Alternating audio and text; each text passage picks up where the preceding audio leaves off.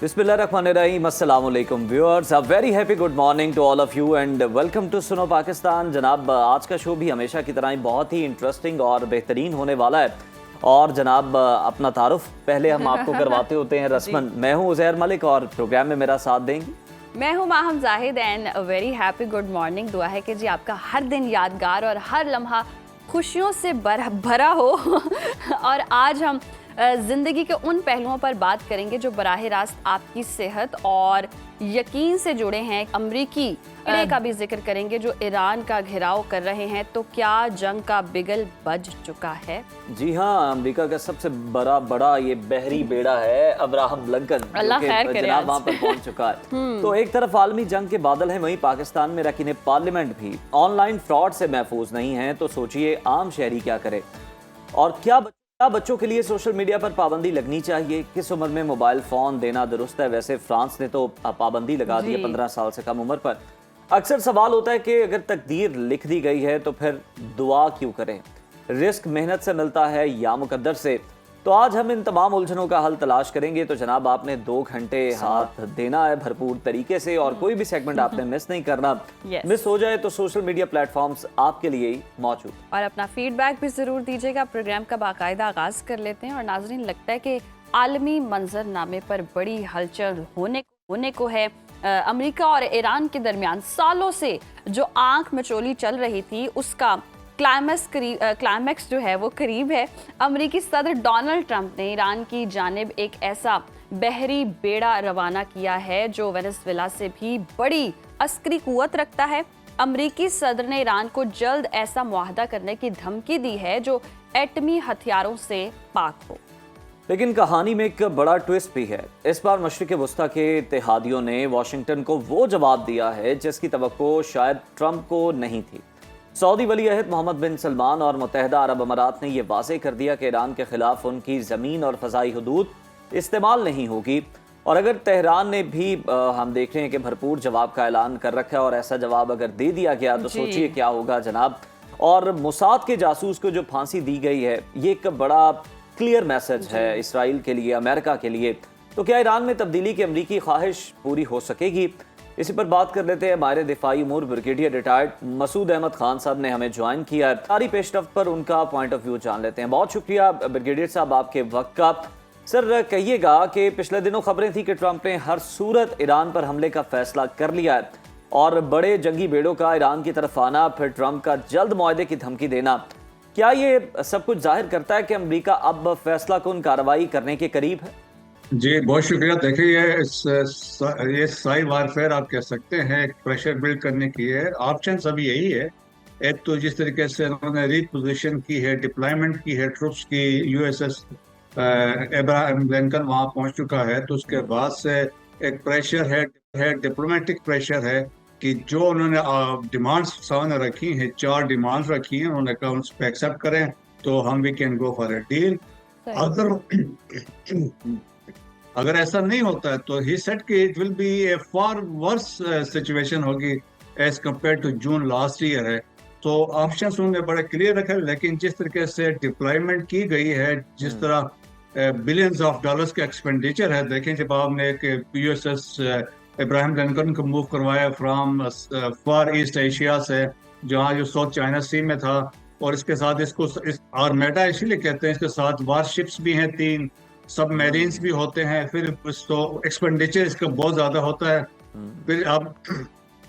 फिर उन्होंने जो डिगो गार्शिया में B-52 की डिप्लॉयमेंट कर दी है। और इसके अलावा जो एयर डिफेंस सिस्टम है विद इन पर्शियन गल्फ के अंदर, उन्होंने उसको एक्टिवेट कर दिया। सो ऑल देखें, पोजीशनिंग तो ऑल सेट है कि for a possible attack against Iran जो हो सकता है किसी वक्त। मुझे नहीं लगता है कि ईरान कोई इनकी बात मानेगा जो इन्होंने डिमांड सामने रखी हैं, क्योंकि ईरान के लिए इट विल बी डिजास्टर अगर वो एक्सेप्ट करता है ऐसी चीजें। स्टिल उन्होंने यही कहा, उनके अब्बास अरागची ने यही कहा है कि हम बातचीत के लिए स्टिल अभी भी तैयार हैं। लेकिन स्टेट अवे सब कुछ आप क्लोज कर दें और उसके बाद बैलिस्टिक मिसाइल भी बंद कर दें, एनरिचमेंट ऑफ यूरेनियम भी बंद कर दें उसको। फिर उन्होंने कहा आप जो यू आर सपोर्टिंग प्रॉक्सीज तो वो भी बंद कर दें। सो इस डेवलपमेंट के अंदर जो सेंटकॉम के कमांडर है डेविड कूपर जो हैं, जी ब्रैड कूपर, वो ऑलरेडी ही is in the region, Middle East में पहुंचे हुए हैं, सीरिया में गए हैं, वो इराक गए हैं, इसराइल जाके विजिट करके आए हैं। तो ही इज द मैन जिसने बेसिकली कमांड करना है कमांड पूरे अगर जी एक्टिविटी यहाँ पे जो कुछ होता है ऑपरेशन, तो वो यहाँ पे पहुंच चुके हैं। एट द सेम टाइम उन्होंने वार्निंग भी दी है इराक को, क्योंकि एक बड़े स्ट्रांग मलेशिया है इराक के अंदर, उसको कहते हैं कातिब हिजबुल्लाह, जी और जिसके हजारों लोग हैं जिन्होंने कहा है अगर हमें ऑर्डर्स मिलते हैं, ऑर्डर्स का मतलब है अगर आयतुल्लाह खामनाई से कोई ऑर्डर्स मिलते हैं तो हम जो मिशन है, एक फिदाई मिशन है, उस पर निकलने को तैयार हैं। सेम होतीस की तरफ से भी वहां से भी एक इस तरह की इतलात हैं। सो खित्ते में बहुत हालात बहुत खराब हैं। It will have serious implications, क्योंकि सही अगर जब ट्रम्प ने ये कहा जी जी कि इस वक्त जो इस दफा जो हमला होगा इसके consequences will far more worse than जून में जो हुआ, तो इसका मतलब ये जी है may be likely simultaneous attacks so at different positions, हो सकता है वो न्यूक्लियर साइट्स पे भी जाएं, जी बैलिस्टिक मिसाइल के साइट पे भी जाएं, इकोनॉमिक जो इंफ्रास्ट्रक्चर है, सही रिफाइनरीज हैं, उस पे भी मसूद जाएं, साहब, ये लीडरशिप सारे के अगेंस्ट भी इम्कानात जाएं। मौजूद हैं। अमरीकी बेड़ा जदीद मिसाइल डिफेंस सिस्टम से लैस है। क्या ईरान की इतनी दिफाई ताकत है कि वो अमरीकी हमले का मुकाबला कर सके? देखिए, ईरान के पास तो एज सच उनकी एयर डिफेंस कैपेबिलिटी इतनी नहीं है। उनकी जो मिसाइल कैपेबिलिटी तो बहुत जबरदस्त है, चाहे वो बैलिस्टिक मिसाइल हैं, चाहे क्रूज मिसाइल हैं। अब जो लेटेस्ट उन्होंने बात की है कि हाइपरसोनिक मिसाइल्स की बात हो रही है, जी और जो मीडिया में खबरें आई हैं, एक उन्होंने ऐसा उसका टेस्ट किया है जिसका रेंज 10,000 किलोमीटर है। सो हाइपरसोनिक में फायदा ये होता है कि ये एक तो स्पीड भी होती है, मैक 5 तक होते हैं, फिर ऊपर से ये कि मैन्यूवरेबिलिटी है, क्योंकि जहां पे अगर जाता है इसराइल के अगेंस्ट तो ये डिटेक्ट करना, इंटरसेप्ट करना बेसिकली वो बहुत मुश्किल होता है, क्योंकि मैन्यूवरेबिलिटी इसमें है एज कम्पेयर टू बैलिस्टिक या क्रूज मिसाइल्स में। जहां पे एयर डिफेंस सिस्टम है, तो एक अभी भी खबर जो मीडिया पे आई थी कि दे हैव इंट्रोड्यूस एक लेजर वेपन सिस्टम है जिसको वो सिराज कहते हैं, और ये उन्होंने कहा कि हम इसको यूज करेंगे, लेकिन बताया यही आता है ये चाइनीज की तरफ से दिया गया है। सो एयर डिफेंस सिस्टम इतना स्ट्रांग नहीं है, पर स्टिल वो मैनेज कर सकते हैं, लेकिन अमेरिकन माइंड के against it may not be sufficient नहीं होगा जितना वो कर सकें।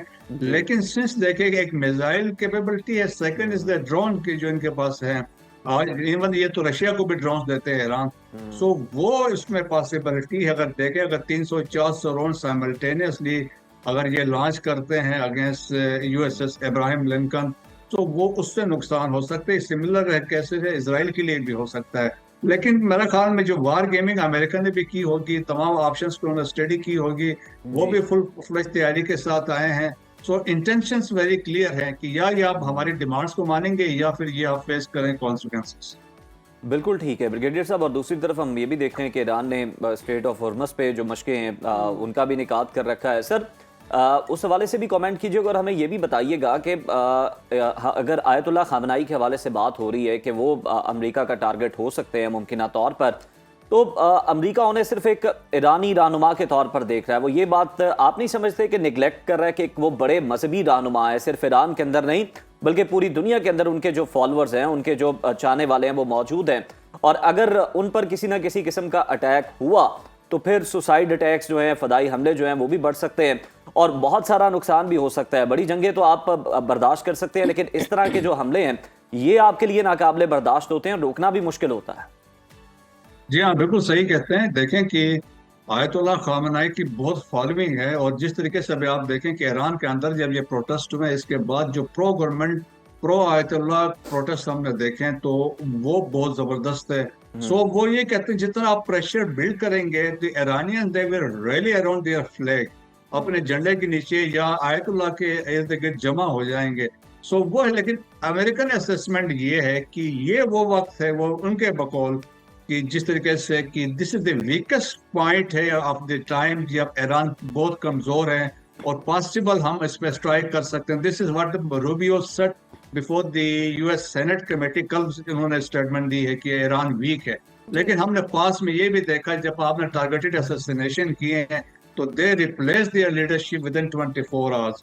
अगर आयतुल्लाह को कुछ होता भी है तो तैयारियां उनके ऑलरेडी सब कुछ होगा, तो देखें चेंज विद इन हो सकती है। आप इम्पोज जाके ईरान के अंदर कोई चेंज नहीं कर सकते हैं। और फिर आपकी बात सही है कि देखें कि सिंस ही इज रिप्रेजेंटिंग बहुत सारे, न सिर्फ ईरान में, अक्रॉस द ग्लोब जितने भी फॉलोअर्स बहुत सारे। दैट्स वाई मैं बता रहा था कतीब हिजबुल्लाह जो इराक के अंदर है, उन्होंने यही कहा अगर हमें ऑर्डर्स मिलते हैं तो हम इस पे मिशन पे निकलेंगे। तो वो एक पॉसिबिलिटी है जिससे हम कह सकते हैं खित्ता को डिस्टेबलाइजेशन की तरफ जा सकता है। खित्ते में बहुत सारे मसाइल हो सकते हैं, that is one thing. Strait of Hormuz, Persian Gulf की बात की, देखें दुनिया का 20% ऑयल पासिस थ्रू, क्योंकि देखें पर्शियन गल्फ का रास्ते क्या है, बहरीन भी इधर है, कुवैत भी इधर है, यूएई भी इधर है, इराक भी इधर है, ईरान भी इधर है, यहाँ से ऑयल है। तो दुनिया के 1/6 ऑफ ऑयल, 1/3 ऑफ LNG जो यहीं से गुजरते हैं। तो देखें 17.2 बिलियन बैरल्स डेली के हिसाब से। सो मोस्ट इम्पोर्टेंट कंट्रीज जो इससे मुस्तफीद होते हैं वो चाइना है, फार ईस्ट एशिया है, साउथ कोरिया है, जापान है और दूसरे कंट्रीज हैं। तो पैसे पास में भी एक दफा यहाँ पे ईरान ने इसको डिस्टर्ब किया था, जिससे बहुत इम्प्लीकेशंस हुए थे। तो उससे यह तेल की कीमतें चढ़ सकती हैं। सो इससे ग्लोबल इकोनॉमिक क्राइसिस इसमें क्रिएट हो सकते हैं। इकोनॉमिक क्राइसिस भी क्रिएट हो सकते हैं। मसूद साहब, अगर हम देखें सऊदी अरब और मुत्तहिदा अरब अमारात का अमेरिका को अपनी सरजमीन इस्तेमाल करने से रोकना, खित्ते में नई ब्लॉक फॉर्मेशन का इशारा है, या ईरान पर हमले से खुद को लाताल्लुक रखने की हिकमत अमली, तो इस सारी सूरत हाल में पाकिस्तान कहाँ खड़ा है?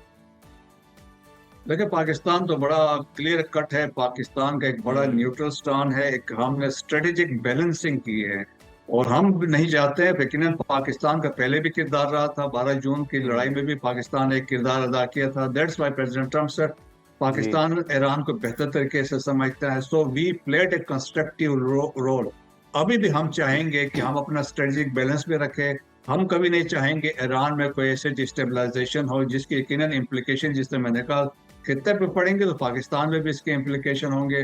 देयरफॉर पाकिस्तान ने एक तो यकीनन डिप्लोमेटिक एफर्ट कर रहा होगा। हमारे जो परमानेंट रिप्रेजेंटेटिव्स बैठे हुए हैं यूनाइटेड नेशन में, यूएस में एम्बेसडर हमारा बैठा हुआ है, हमारे मोफा वाले इसमें लगे होंगे, मिलिट्री डिप्लोमेसी भी इसमें इन्वॉल्व होगी।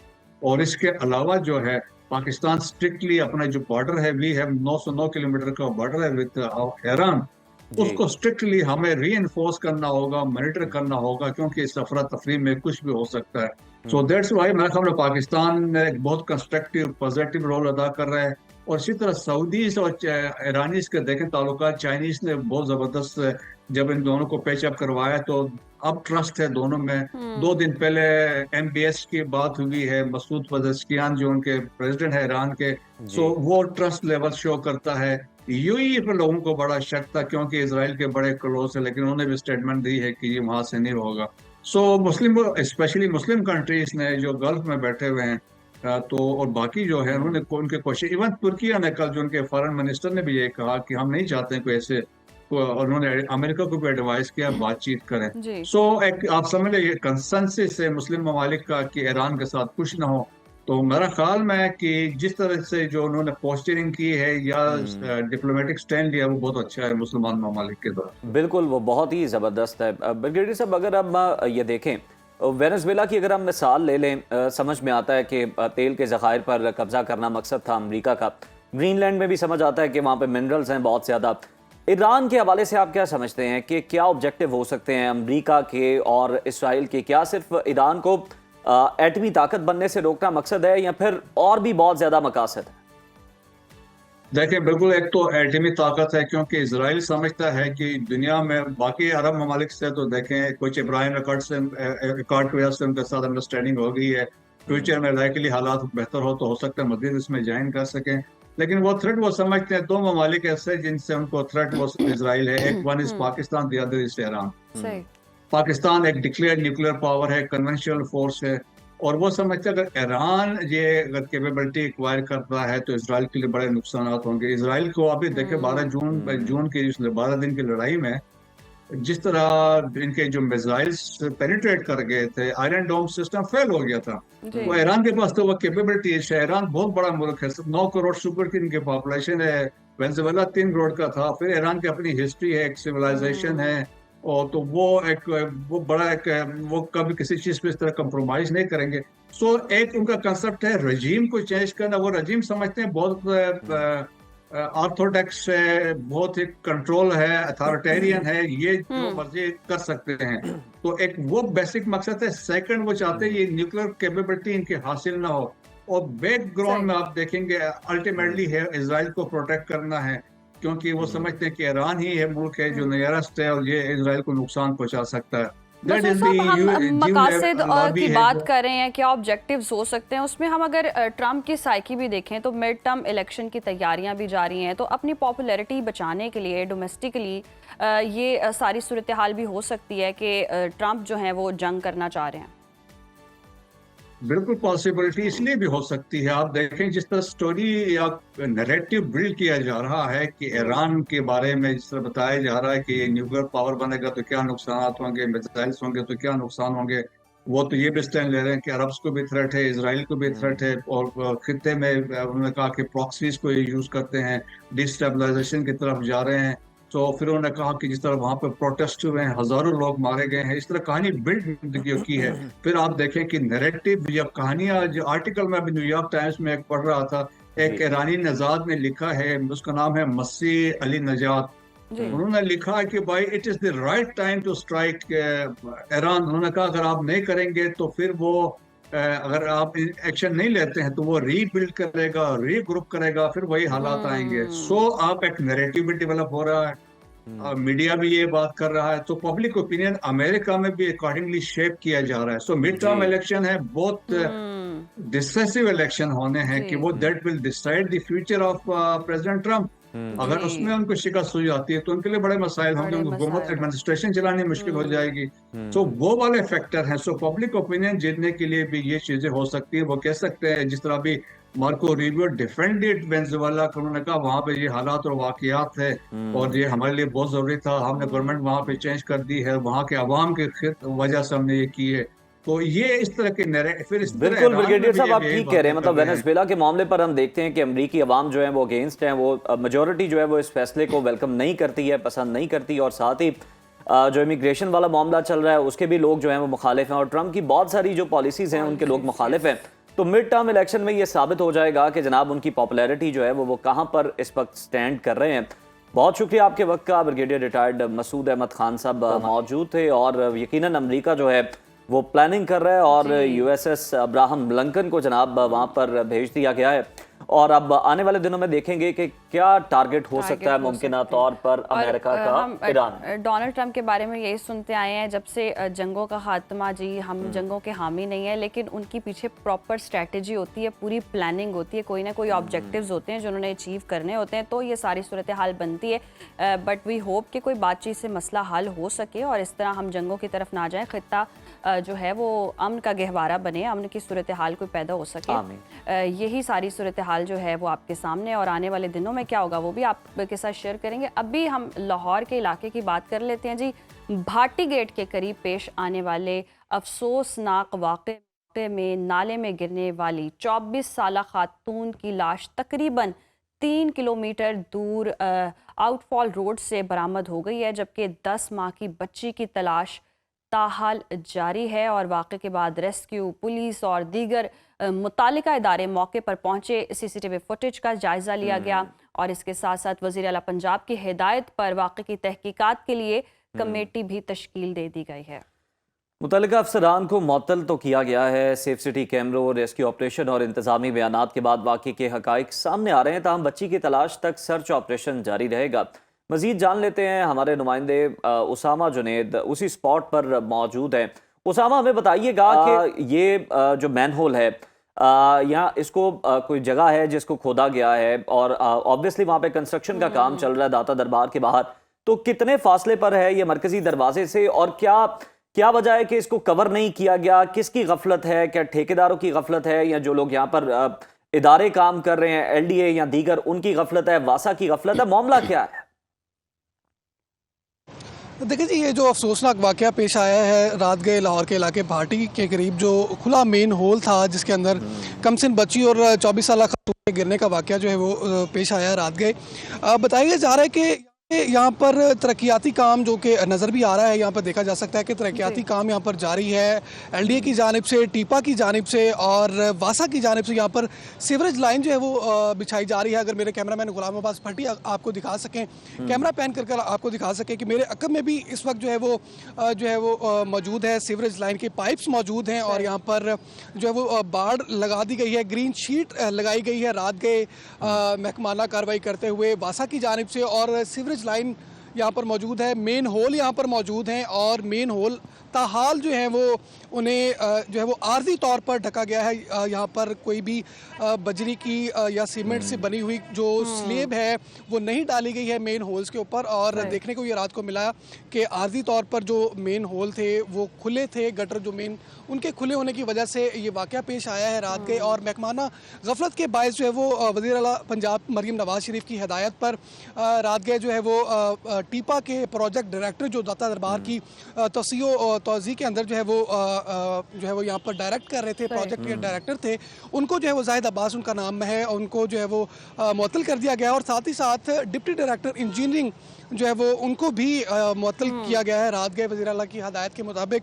और साथ ही साथ वज़ीर आला पंजाब मरीम नवाज शरीफ ने फैक्ट फाइंडिंग कमेटी भी तश्कील दे दी थी, हाई जो है वो इंक्वायरी कमेटी जो है वो तश्कील दी गई है। और उसके मुताबिक जो एडिशनल चीफ सेक्रेटरी हैं पंजाब के वो उसामा, जिस तरह से आप सूरत हाल बता रहे हैं, नोटिस भी ले लिया गया है, कमेटी भी तश्कील दे दी गई है, रेस्क्यू का अमल जारी है, बच्ची के कोई मिलने के इम्कानात हैं?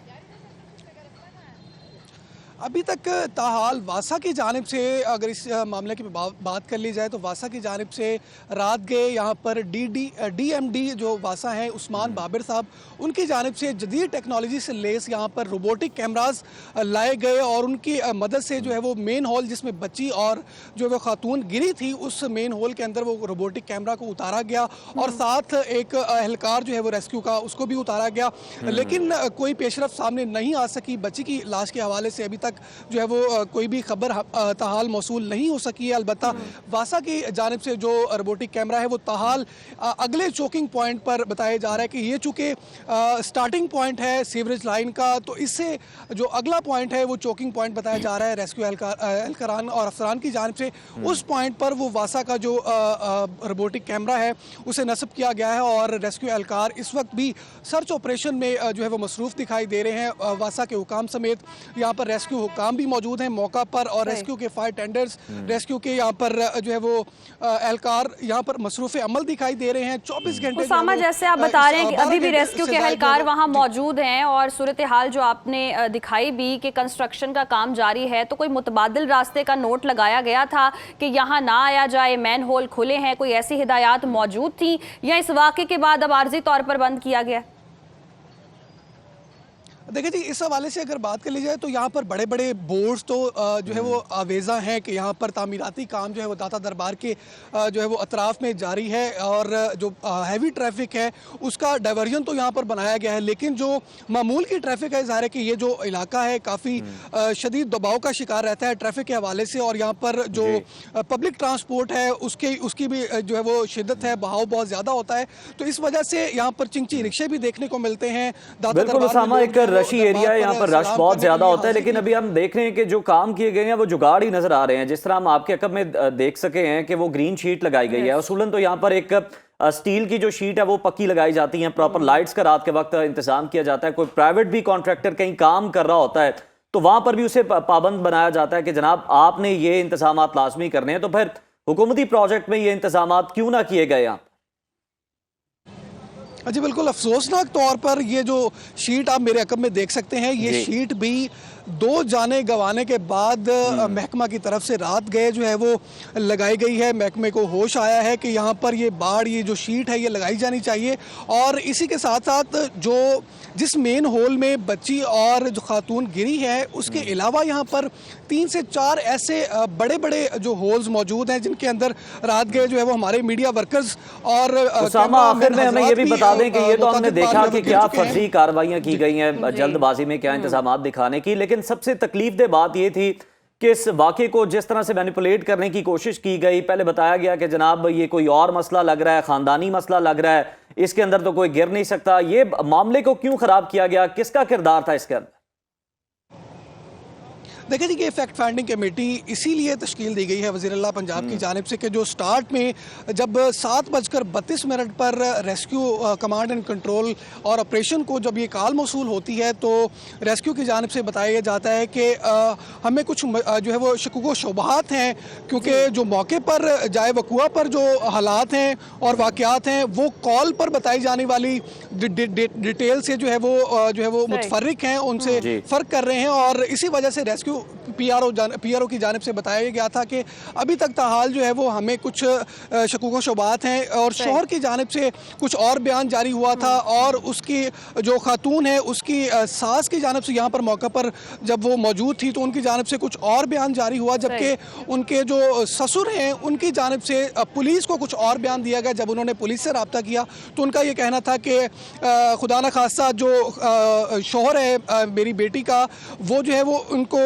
मारना चाहता है, और इस तरह के फर्जी बयान जो है वो क्रिएट किए गए और एक मुअम्मा बन गया था रात गए। लेकिन अंडरस्टैंडिंग क्रिएट हुई है और अब जी कमेटी तश्कील दे दी गई है, मजीद फैक्ट फाइंडिंग कमेटी ही बता उसके बाद अभी जो बच्ची की तलाश जारी है। वी होप के रेस्क्यू का अमल जल्द से जल्द मुकम्मल हो और वो बच्ची भी मिल जाए। और इस तरह के वाकयात तभी पेश आते हैं जब इंतजामिया की गफलत होती है। जब वहाँ कंस्ट्रक्शन हो रही थी तो वहाँ पर कोई बैरियर लगाते, कोई मुतबादिल रास्ता फराहम करते, कोई डाइवर्जन होती, तो इस तरह के वाकयात और सबसे इम्पोर्टेंट ये है कि आपको पता है कि दाता दरबार एक बहुत बड़ी दरगाह है बरे सगीर की, और आपको पता है कि दूर दूर से बल्कि बैरून मुल्क से भी लोग यहाँ पर आते हैं हाजिरी के लिए, कीदतमंद यहाँ पर आते हैं।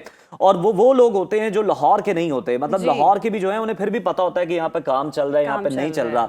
लेकिन जो लोग बाहर से आ रहे होते हैं उन्हें बिल्कुल इस चीज का अंदाजा नहीं होता कि यहाँ पर क्या प्रोजेक्ट चल रहा है और किस तरह से चल रहा है। तो उनके लिए जो इंतजामात हैं इंसानी जानों के लिए वो करना वहाँ पर बहुत ज़रूरी थे। आप बिल्कुल कंस्ट्रक्शन का काम करें, आप तोसी का काम कर रहे हैं, बड़ा ज़बरदस्त है, करना चाहिए, अप्रिशिएट करते हैं। लेकिन जनाब आपको हिफाजती इंतजामात जो हैं वो भी यकीनी बनाने चाहिए थे। अगर वो होते तो ये जो इंसानी जानें आज चली गई हैं ये ना गवाई जा सकती और इनका कोई जनाब महफूज तरीका हो सकता, इन्हें बचाया जा सकता। और इस मामले में हम देख रहे जो सही जिम्मेदार है वह उनके खिलाफ कार्रवाई होना जरूरी है और आर्जी तौर पर ना करें आप इसको, कोई परमानेंट इसका हल निकालें। मैन हॉल्स खुले होने ही नहीं चाहिए। पहले हम कराची के वाकयात डिस्कस करते रहे, बहुत तंग थे जी, मैन हॉल में बच्चा गिर जाता था, फिर वो वाकया डिस्कस होता था, फिर इंतजामिया कोई हरकत में आती है नहीं आती है, कितनी बार जगाना पड़ेगा इंतजामिया को कि इस तरह के मामला खुदा का वास्ता देख लें। इंसानी जानों का ज़िया होता जा रहा है और आपके कानों पर जूं तक नहीं रेंग रही। और लाहौर में अब इस तरह के वाकयात ना शुरू हो जाए, क्योंकि एक वाकया डिस्कस करते हैं, खुदा ना खास्ता कोई अगले साने का वेट होता है, तब इंतजामात होते हैं। फिलहाल प्रोग्राम में वक्त है ब्रेक का, देखते रहिए सुना पाकिस्तान। वेलकम बैक नाज़रीन। मोटापा अब सिर्फ वजन बढ़ने का मसला नहीं रहा, बल्कि आलमी सतह पर इसे एक दायमी बीमारी तस्लीम किया जा चुका है। और जितने भी माहिरीन से हम डिस्कशन कर चुके हैं, हर बीमारी का जो मेन कॉज होता है वो कहीं ना कहीं मोटापा ही होता है, जो शुगर, ब्लड प्रेशर, दिल के अमराज और जोड़ों की खराबी जैसे संगीन मसाइल की बुनियादी वजह बन रहा है। जदीद मेडिकल साइंस में बैरियाट्रिक सर्जरी को ऐसे मरीजों के लिए एक मौसर इलाज के तौर पर देखा जा रहा है जिनमें रिवायती तरीके नाकाम हो चुके हों। वज़न कम करने की सर्जरी किन मरीजों के लिए नागुज़ीर हो जाती है, क्या ये तरीका महफूज है और इसके नताइज कितने देर पा होते हैं? साथ ही वज़न कम करने वाले इंजेक्शंस पर बढ़ती हुई बहस के तनाजुर में ये जानना भी ज़रूरी है कि क्या ये वाकई पायदार हल हैं या महज वक्ती सहारा। तो इन्हीं अहम निकात पर रहनुमाई के लिए हमारे साथ मौजूद हैं डॉक्टर शहजाद आलम शाह साहब, of surgery, advance laparoscopic and bariatric surgeon है फातिमा मेमोरियल हॉस्पिटल में। Sir welcome to Suno Pakistan.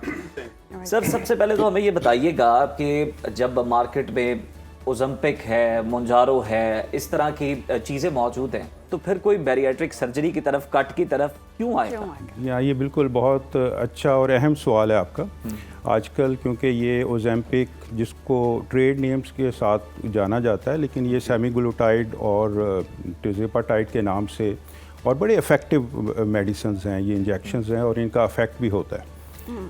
और ये जो इंजेक्शंस हैं ये ख़ास तौर पे उन मोटापे के मरीज़ जिनके अंदर या तो कम मोटापा होता है या दरमियानी दर्जे का मोटापा होता है, बड़े इफ़ेक्टिव हैं और ये बड़े इफ़ेक्टिवली काम करते हैं और वेट रिड्यूस भी करते हैं। और एक ख़ास तनासब तक अगर इनको जुडिशियसली यूज़ किया जाए और उन मरीज़ जो है इसको एक गलत तरीके से इस्तेमाल ना करें और एक प्रॉपर फॉलो प्लान के साथ करें तो बड़े इफ़ेक्टिव होते हैं। और ये बिल्कुल दुरुस्त बात है कि बहुत सारे ऐसे मरीज़ जो कि पहले बैरियाट्रिक सर्जरी करवाते थे उनके लिए ये इंजेक्शंस जो हैं वो अब निस्बतन मुफीद एक अल्टरनेटिव के तौर पे आ रहे हैं। तो डॉक्टर साहब अब इंजेक्शंस जो लगवा रहे हैं वो एकदम पतले तो हो जाते हैं, साइड इफेक्ट्स कितने ज़्यादा? आंखों का भी सुन रहे हैं, मसला अच्छा, बनता है। ये क्या होता है कि आप जो क्वांटिटी होती है उससे तजावुज़ करते हैं फिर मसले होते हैं? अच्छा, जो आपने पहले अपने इंट्रो में बताया था ना कि मोटापा एक दायमी मर्ज़ है, तो ये बड़ा ज़रूरी है कि हम अपने नाजरीन को ये बता दें कि ये मोटापा जो है बेसिकली एक मर्ज़ है। इसको WHO और दुनिया की तमाम जितनी भी ऑर्गेनाइजेशंस हैं उन्होंने इसको एक बीमारी के तौर पे लिया गया। और इसकी सबसे बड़ी जो एक रीज़न है वो ये भी है कि बहुत सारे जो एडवांस मुल्क हैं उसमें इंश्योरेंस इसको कवर करती है और इसकी एक बहुत बड़ी ये तस्दीक होती है कि ये एक बीमारी के तौर पे लिया जाता है। और मैं इस तवज्जो से पाकिस्तान में भी चाहूँगा कि इसको इस तरीके से देखा जाए और इंश्योरेंस कंपनीज भी देखें। अच्छा, क्योंकि ये दायमी मर्ज़ है और ये दूसरा इसका जो एक प्रॉब्लम है वो ये है जिस तरह बाकी डायबिटीज़ या हाइपरटेंसिव डिजीज़ होती हैं इसी तरीके से मोटापा भी एक डिजीज़ के तौर पर ये रिकरेंस और रिलैप्स हो जाता है, ये बार बार दोबारा आ जाता है। यही प्रॉब्लम इसके साथ ये मेडिसिन के साथ भी है कि अगर तो आप इनको सही तरीके से एक ख़ास हद तक और सही मरीज़ में देर तक इस्तेमाल करते रहेंगे और साथ ही साथ इसका ये ख्याल रखेंगे कि ये ग़िज़ा के साथ जो एक्सरसाइज है और इसका जो डोज है वो प्रॉपर अगर आप लेते रहेंगे तो फिर काफ़ी इफ़ेक्टिव होगा और रिलैप्सेस के चांसेस निस्बतन कम हो जाते हैं। लेकिन जिस तरह आपने बताया कि बैरियाट्रिक सर्जरी में क्यों आएंगे जी, वो पेशेंट्स जो कि एक ख़ास हद तक एक BMI से ज़्यादा के हैं जिनके अंदर ये इफ़ेक्ट नहीं रहता, या वो पेशेंट्स जो एक्सरसाइज करते हैं, जो अपना ग़िज़ा का ख्याल रखते हैं और अपना वेट रिड्यूस कर लेते हैं और फिर उसके बाद रिकरेंस हो जाती है, तो बड़ा ज़रूरी है कि उनको राइट टाइम पर राइट डिसीजन करना चाहिए और सर्जरी का डिसीजन करना चाहिए।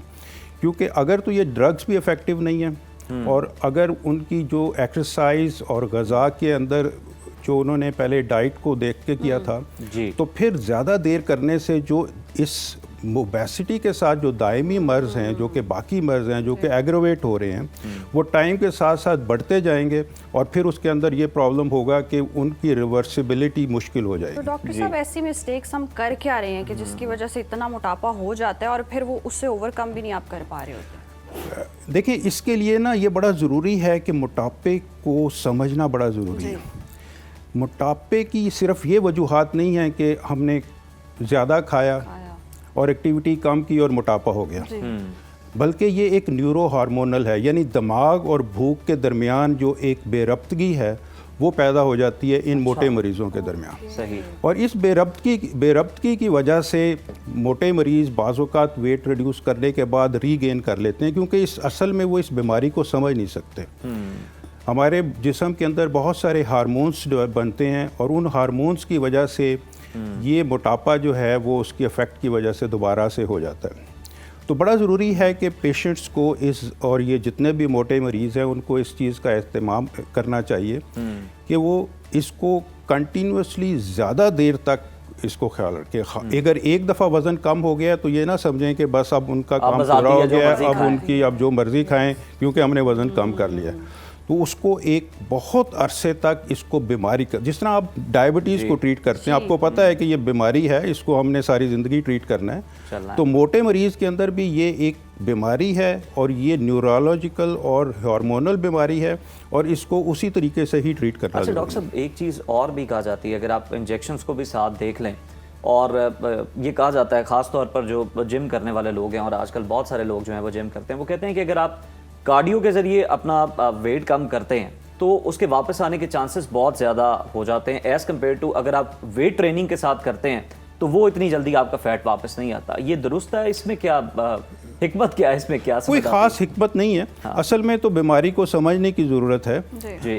और इसको चाहे वेट आप जिस तरीके से भी मर्जी काम करें, चाहे आप उसको एक कंटिन्यूसली डाइट रिस्ट्रिक्शन से कम कर रहे हैं और एक्सेसिव एक्सरसाइज से कम कर रहे हैं, वेट रिड्यूस हो सकता है, किसी भी तरीके से हो सकता है, और एक ख़ास BMI के लेवल तक तो ये बहुत इफ़ेक्टिव रहता है।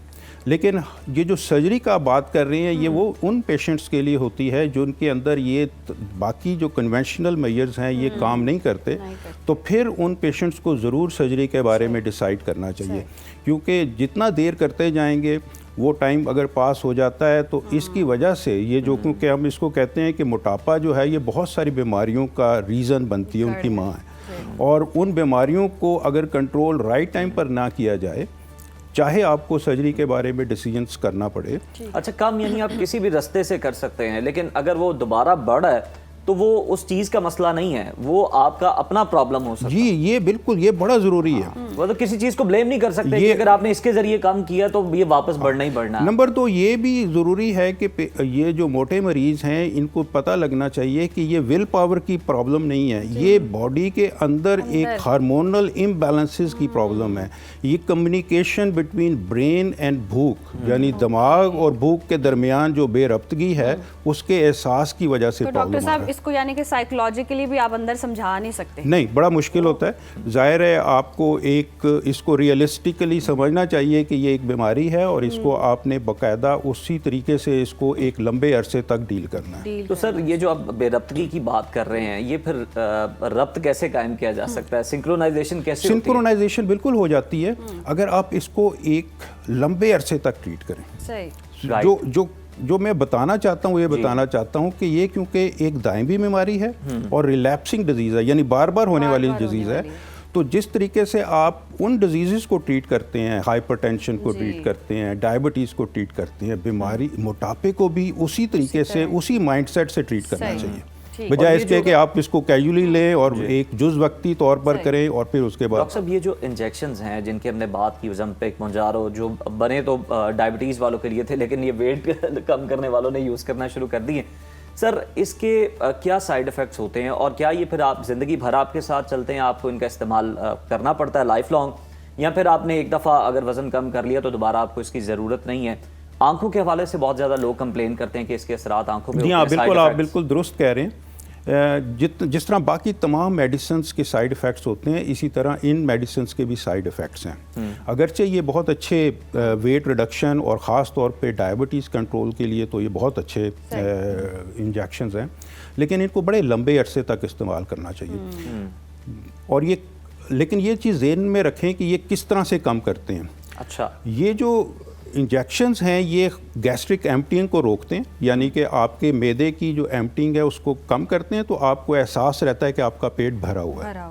इंसुलिन की रेजिस्टेंस को ये कम कर देते हैं, तो आपकी डायबिटीज़ कम हो जाती है। लेकिन इसके साथ साथ अगर आपका ज़्यादा इंजेक्शंस ले लेंगे या कुछ पेशेंट्स के अंदर ये ज़्यादा इफेक्टिव अगर तरीके से वो उस अमल को करेंगे, तो फिर उसमें मतली का आना, पेट का बहुत ज़्यादा भरना या बहुत ज़्यादा वीकनेस महसूस करना, थायराइड के ऊपर प्रॉब्लम कर सकते हैं जी। और बड़ा जुडिशियसली इनको उन पेशेंट्स में यूज़ करना चाहिए जिनके अंदर पहले लबलबे की सोजिश हुई थी, क्योंकि उसकी प्रॉब्लम्स इसके साथ आ जाती हैं, आँखों की प्रॉब्लम्स इसके साथ हो सकती हैं। तो ये तमाम साइड इफ़ेक्ट्स बिल्कुल दुरुस्त हैं, ये इसके साथ होते हैं और वक्ती तौर पर और टाइम के साथ खुद से इसको इस्तेमाल नहीं करना चाहिए, खुद से डोज नहीं बढ़ानी चाहिए और इसके साथ साथ एक्सरसाइज और डाइट का ख्याल ज़रूर रखना चाहिए। अच्छा डॉक्टर साहब, अगर हम सर्जरी की बात करें तो ये सर्जरी कितनी महफूज है और किन लोगों को करवानी चाहिए, और दूसरा अगर करवा ली है उसके बाद फिर क्या एहतियात है? ये सर्जरी जो है, असल में एक चीज़ तो ये क्लियर कर लें कि ये कॉस्मेटिक सर्जरी नहीं है। ठीक है। और बेरियाट्रिक सर्जरी जो है वो एक ओबेसिटी के लिए है और बीमारी को ट्रीट करने के लिए, नंबर 1। नंबर 2 ये है कि ये सर्जरी जो है ये मैदे पर की जाती है। जितनी भी सर्जरीज होती हैं ये मैदे के साइज़ को छोटा किया जाता है या उसको छोटा करके उसको बाईपास किया जाता है उन रतूबतों से जो कि आपकी ग़िज़ा को बड़ी जल्दी जज़ब कर लेते हैं। तो ये 2 तरीके हैं जो कि मैदे पे किए जाते हैं और इससे मुख्तलिफ़ पेशेंट्स के अंदर हम ले जाते हैं। बड़ा ज़रूरी है कि सर्जरी को राइट पेशेंट पे राइट टाइम पर और राइट प्रोसीजर किया जाए। तो ये ज़ाहिर है इस चीज़ को समझने के लिए पेशेंट्स को डॉक्टर्स के साथ बैठ के सिटिंग करनी पड़ेगी और डिसाइड करना पड़ेगा कि उनके लिए कौन सा ऑपरेशन बेहतर है। जो दूसरी बात आपने पूछी थी कि इसके बाद प्रॉब्लम क्या होगा, पेशेंट्स का बड़ा ज़रूरी है। जो बहुत एप्रीहेंशन पेशेंट्स को डाइट के हवाले से होती है, वो बड़े कुछ मिथ्स हैं। वो ये होते हैं कि शायद वो इसके बाद कुछ खा नहीं सकेंगे या कुछ पी नहीं सकेंगे, तो ये दुरुस्त नहीं है। वो तमाम रोटी भी खा सकेंगे, चावल भी खा सकेंगे, लेकिन एक ख़ास टाइम तक। दूसरी मिथ ये होती है कि वो सिर्फ लिक्विड ले सकेंगे। बिल्कुल नहीं, लिक्विड सिर्फ शुरू के कुछ दिनों के बाद और फिर वो ले सकते हैं। तीसरी जो मिथ है वो ये है कि शायद उनको भूख बिल्कुल ही नहीं लगेगी, ये भी बिल्कुल दुरुस्त नहीं है। और तीसरी ये है कि उनको शायद खाने का मज़ा ख़त्म हो जाएगा। खाने का मज़ा बिल्कुल रहेगा, लेकिन उसका जो लत है बुरा खाने की वो ख़त्म हो जाएगी, महदूद हो जाएगी, एक क्वांटिटी महदूद हो जाएगी। डॉक्टर साहब, अगर हम देखें तो जो लोग मतलब सर्जरी से डरते हैं या उन्हें कोई मेडिकल इश्यूज इस तरह के हैं, उनकी सर्जरी नहीं हो सकती, एक हम ये भी सुनते थे कि वो बॉल भी डाल दी जाती है मैदे का, वो पुराना तरीका इलाज है? नहीं, वो या पुराना नहीं और है, वो इसके भी अंदर कट कितना बड़ा होता है? अच्छा, ये मैं आपको, हाँ, ये बड़ा इम्पोर्टेंट सवाल है, क्योंकि ये कन्फ्यूजन होती है। आमतौर पे आप देखा होगा कि हर घर में किसी ना किसी का पित्ते का ऑपरेशन हुआ होता है, जी। जो कि हम कहते हैं कि लेप्रोस्कोपी के ज़रिए पित्ते का ऑपरेशन। बिल्कुल इसी तरीके से बैरियाट्रिक सर्जरी के भी उसी तरह से होल किए जाते हैं जितने पित्ते के ऑपरेशन के लिए की जाती है, और इसकी भी रिकवरी उसी तरह से है जिस तरह से पित्ते के ऑपरेशन के ज़रिए, बल्कि ये बहुत हद तक उसके निस्बत महफूज तरीका है और जल्दी हो जाता है। तो एक तो ये बड़ा ज़रूरी है बताना कि ये बड़ा कट नहीं लगते, बल्कि इसमें पंक्चर्ड वूंड किए जाते हैं, जो कि 1 सेंटीमीटर से छोटे होते हैं और 3 से 4 होल किए जाते हैं एब्डोमेन में, और उससे ये सारा का सारा सर्जरी का अमल पूरा हो जाता है।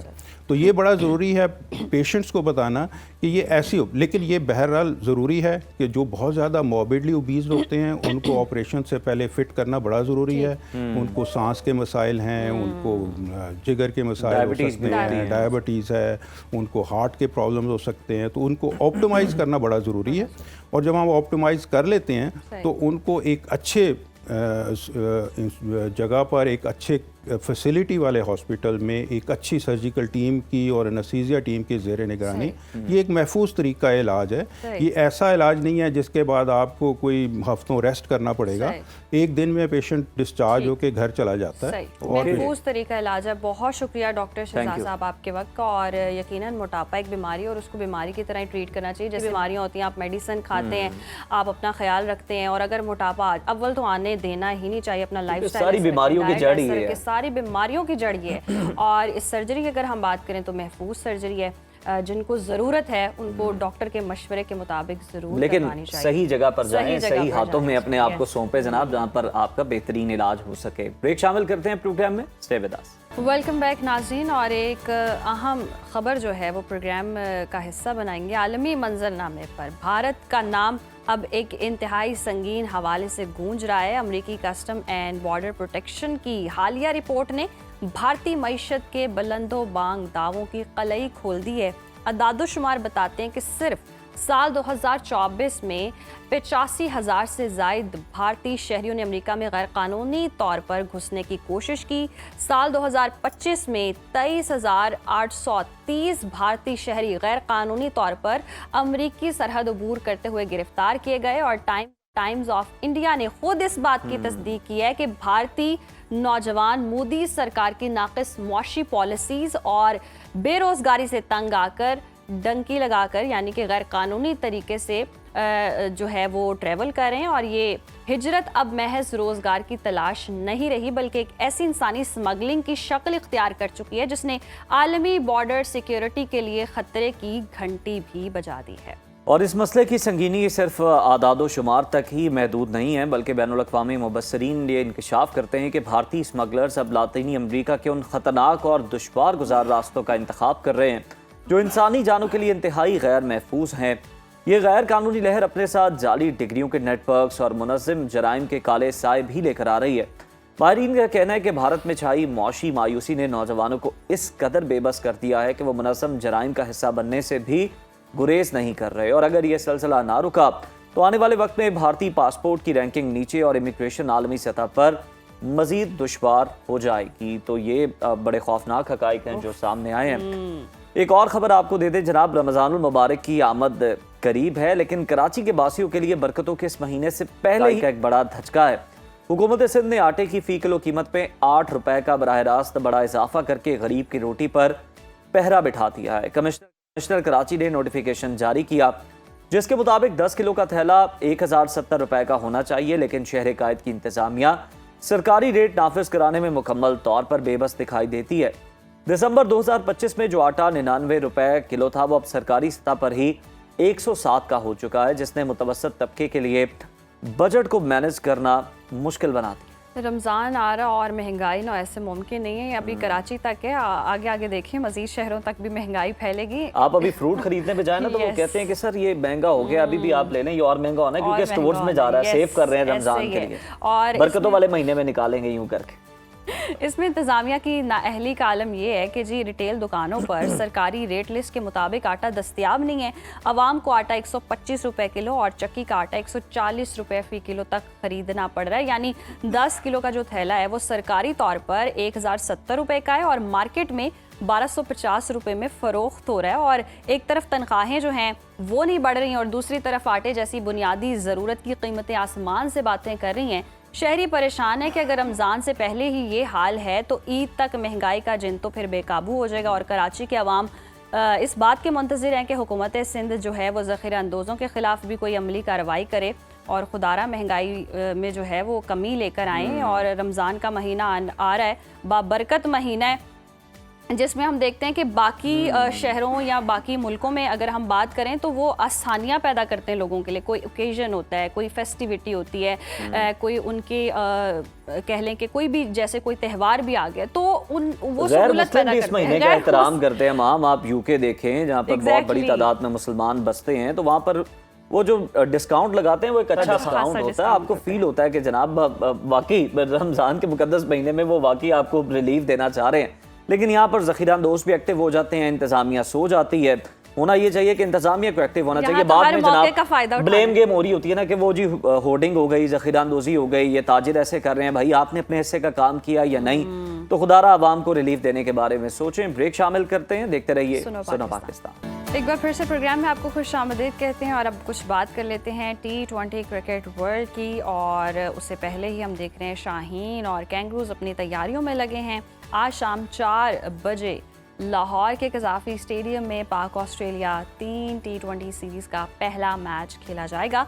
ऑस्ट्रेलियाई कप्तान मिशेल मार्श और जोश एंगलेस रेस्ट कर रहे हैं और इसके साथ साथ हम देख रहे हैं ट्रेविस हेड ऑस्ट्रेलिया की क़यादत करेंगे। कौमी टीम की क़यादत सलमान अली आगा करेंगे। बाबर आजम और शाहीन शाह अफरीदी की T20 स्क्वाड में वापसी हुई है।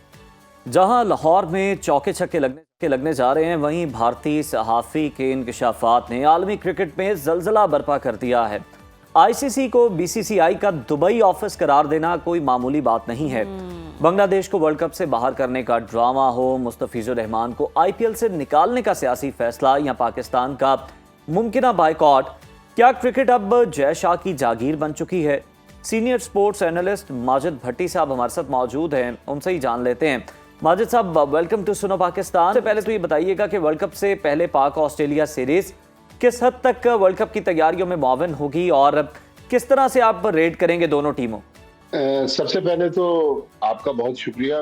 देखें, ऑस्ट्रेलिया के 3-4 प्लेयर पाकिस्तान नहीं आए, कुछ प्लेयर रेस्ट कर रहे हैं। इसके बावजूद कि ऑस्ट्रेलिया की जो मेन टीम जिसने वर्ल्ड कप खेलना है वो तो आज मैदान में नहीं उतरेगी। सुनने में आया कि 2-3 नए खिलाड़ियों का डेब्यू हो रहा है। इसके बावजूद ऑस्ट्रेलियंस बहुत ज्यादा प्रोफेशनल हैं और पाकिस्तान अपनी वही टीम मैदान में उतारने जा रहा है जो वर्ल्ड कप खेलेगी। तो मेरे ख्याल में तैयारी के लिए पाकिस्तान को एक अच्छा मौका है, लेकिन 2-3 चीजें बड़ी इंपॉर्टेंट हैं। एक तो लाहौर की सर्दी के इस सर्द मौसम में अगर मुनासिब पाकिस्तान क्रिकेट बोर्ड समझता तो कराची का मेरे ख्याल में मौसम ज्यादा बेहतर है। अगर लाहौर में ये मैच कराने जरूरी थे तो फिर थोड़ा अर्ली करवा लिया जाता। मेरे ख्याल में 4 के बजाय 2 बजे मैच शुरू हो जाते, ताकि जब फ्रीजिंग टेम्परेचर शुरू होता लाहौर में उससे पहले मैच खत्म हो जाते। लेकिन क्रिकेटिंग पॉइंट ऑफ व्यू से मेरे ख्याल में बाबर आजम के लिए उनका लाहौर होम ग्राउंड भी है। ये सीरीज बहुत ज्यादा इंपॉर्टेंट है क्योंकि रिसेंटली जब वो बिग बैश खेल रहे थे तो उन्होंने 11 मैचों में 202 रन बनाए और बहुत सुर्खियों में रहे बाबर आजम अपनी फॉर्म के हवाले से। T20 वर्ल्ड कप में अल्लाह करे पाकिस्तान किसी अच्छे मकाम पर फिनिश करे, लेकिन पाकिस्तान का फिनिश करना मेरे ख्याल में बाबर आजम की जो परफॉर्मेंस है वो अगर अच्छी रही, बाबर जी। आजम पाकिस्तान को फ्रंट से लीड करवाते रहे तो पाकिस्तान की टीम ऊपर जाएगी। फिर शाहीन शाह अफरीदी रिसेंटली इंजरी से वापस आए। ओवरऑल पाकिस्तान के लिए एक अच्छा मौका है कि एक बड़े टूर्नामेंट से पहले एक बड़ी टीम के खिलाफ वो तैयारी कर रही है। सही। अच्छा माजिद साहब, अगर हम देखें मिचेल मार्श और जोश इंग्लिस का BBL फाइनल खेलना अहम था, लेकिन इंटरनेशनल सीरीज में आराम की पॉलिसी है। क्या फ्रेंचाइज जो है वो क्रिकेट अब मुल्कों के दरमियान बाहमी सीरीज को भी मुतासिर कर रही? देखें, ये तो अब दुनिया भर में हो रहा है। आप देखें हमारे पड़ोस में मार्च में IPL शुरू होगी तो दुनिया भर का कैलेंडर जो है वो IPL की वजह से मुतासिर हो जाता है। लेकिन ऑस्ट्रेलिया ने मेरे ख्याल में ये मुनासिब समझा कि बिग बैश में जिन लड़कों ने एक्स्ट्राऑर्डिनरी परफॉर्मेंस दी थी, देखिए ये भी एक बोल्ड डिसीजन होता है अपनी फ्यूचर की प्लानिंग के लिए। तो उन लड़कों को उन्होंने पाकिस्तान भेजा है कि आप जाए और वहां जाकर पाकिस्तान की कंडीशन में अपने आप को मनवाएं। तो ये उनका देखें इंटरनल मसला है, लेकिन ये नहीं कि पाकिस्तान को किसी खुशफहमी में मुब्तला हो जाना चाहिए कि हमारे सामने कमजोर हरीफ है। ऑस्ट्रेलिया की ये टीम भी इतनी आसान नहीं होगी, तो पाकिस्तान को एक तो खुशफहमी में मुब्तला नहीं होना चाहिए, और फिर मेरे ख्याल में बड़ी टीमें इसी तरह करती हैं कि फ्यूचर की प्रिपरेशंस करती हैं। तो ऑस्ट्रेलिया ने मेरे ख्याल में एक अच्छी तैयारी की। सॉरी, वर्ल्ड कप के लिए ऑस्ट्रेलिया ने एक अच्छी तैयारी की है कि अपने नौजवान लड़कों को भी मौका दे रहे हैं, और उनके वो लड़के जो बिग बैश खेल रहे थे या मुसलसल इंटरनेशनल क्रिकेट की वजह से थोड़ा सा मसरूफ थे, उनको भी उन्होंने आराम दिया ताकि वो ताज़ादम होकर वर्ल्ड कप के लिए मैदान में उतरे। बिल्कुल ठीक है, बड़ी अच्छी स्ट्रेटेजी है। माजिद साहब, इससे पहले जो हम कंडीशंस की बात कर रहे थे कि यकीनन बाबर आजम के अलावा और भी बहुत सारे खिलाड़ियों के लिए होम ग्राउंड है, ड्यू फैक्टर की वजह से आप क्या समझते हैं? टॉस के बाद पहले खेलने वालों को फ़ायदा होगा या फिर जो बाद में खेलेगा उसको फ़ायदा होगा? और ये फैसला था किसका कि टाइमिंग इस तरह की रखी जाए? क्योंकि देखें शायकीन के लिए भी बैठना बड़ा मुश्किल हो जाएगा। दो बड़ी टीमें हैं और लोग यकीनन इस मैच को ग्राउंड के अंदर एंजॉय करना चाहते हैं, लेकिन इस लाहौर में इस वक्त हम बैठे हुए हैं और सख्त मौसम हो जाता है रात को, तो बड़ा मुश्किल होगा कि लोगों के लिए भी वहां बैठ। देखिए, ये फैसला तो यकीनी तौर पर पाकिस्तान क्रिकेट बोर्ड का फैसला होगा कि ये मैचेस लाहौर में करवाए जाएं। लेकिन अब ये मुझे पता नहीं, मैं क्योंकि कराची में हूँ, हमारे यहाँ तो ठंड है, लेकिन ज़ाहिर है वैसी सर्दी नहीं है जैसी लाहौर में मैं अब से को 15 दिन पहले था, तो वो तो हमारे लिए तो नाकाबिले बर्दाश्त सर्दी थी। फिर ड्यू फैक्टर अगर वाकई ओस गिर रही है तो फिर तो जो टीम टॉस जीतेगी वो कोशिश करेगी कि पहले बैटिंग कर ले, क्योंकि जब दूसरी बारी शुरू होती है तो उस वक्त जरा अगर ओस गिर जाए तो गेंद गीली हो जाती है, जिसको ग्रिप करना बॉलरों के लिए मुश्किल होता है। लेकिन मेरे ख्याल में 7:30-8 बजे ये मैच खत्म हो जाएगा, लिहाजा अब पता नहीं कि इतनी अर्ली ओस गिरेगी या नहीं गिरेगी। आप लोग क्योंकि लाहौर में हैं, मेरे ख्याल में आप इस बारे में ज्यादा बेहतर बताने की पोजीशन में होंगे। लेकिन ड्यू फैक्टर डेफिनेटली क्रिकेट में मुतासिर तो करता है टीमों को, और मैचेस दोनों को मुतासिर करता है। माजिद साहब, 9-10 बजे के बाद अगर आपकी गाड़ी खड़ी हो ना तो उस पर फिर आपको पता चलता है कि कितनी औस गिरी हुई है, लेकिन 7 बजे जरा कम होती। तो इसका मतलब है कि हल्की फुल्की तो ओस गिरेगी। जी। चले, वैसे ये भी अच्छा है कि साथ साथ मौसम भी एंजॉय कर रहे होंगे और साथ साथ मैच भी देख रहे होंगे। इतना सा तो मौसम बर्दाश्त हो ही जाएगा वैसे उज़ैर, जो मुझे सूरत हाल लग रही है। लेकिन माजिद साहब, अगर हम बात करें ज़रा क्रिकेट वर्ल्ड कप के हवाले से, तो बांग्लादेश की बेदखली की बात कर लेते हैं। भारतीय सहाफ़ी शारदा कहती हैं कि ICC अब BCCI का मोहरा बन चुका है। तो क्या हालिया बरसों में ICC के रेवेन्यू मॉडल में भारत का 70% से ज़ायद हिस्सा ही तमाम कवानीन को इंडिया फ्रेंडली बनाने की असल वजह है? देखें, शारदा ओगरा हमारी दोस्त हैं और बहुत बड़ी सहाफ़ी हैं, और बहुत दिलेर सहाफी हैं। देखें, हम पाकिस्तान में बैठ के तो बहुत सारी बातें कर देते हैं जी, लेकिन भारत में बैठकर ये बातें करना, मेरी अभी मैं 2023 में जब वर्ल्ड कप के लिए गया था भारत, तो बेंगलोर में शारदा से मुलाकात हुई थी। शारदा 2004 में पाकिस्तान भी आई थी। उसके बाद 2005 में मुझे कंफर्म नहीं है कि वो दोबारा आई या नहीं आई, लेकिन शारदा एक तो सहाफी बहुत बड़ी है लेकिन दिलेर है। क्योंकि दिलेर मैं इसलिए कह रहा हूँ कि भारत में बैठकर बीजेपी की पॉलिसीज के खिलाफ बात करना और सच को सच कहना, ये मेरा ख्याल में अब पहली बार हो रहा है। और करण के जिस शो में वो उन्होंने ये बातें कही हैं, मेरे ख्याल में हकायक यही है। हम पाकिस्तान में तो बैठकर अक्सर कहते थे कि इंटरनेशनल क्रिकेट काउंसिल नहीं, ये इंडियन क्रिकेट काउंसिल है, लेकिन अब ये आवाजें भारत से आना, एक और भारतीय सहाफी है शेखर लोथरा, उनका ताल्लुक भी दिल्ली से है।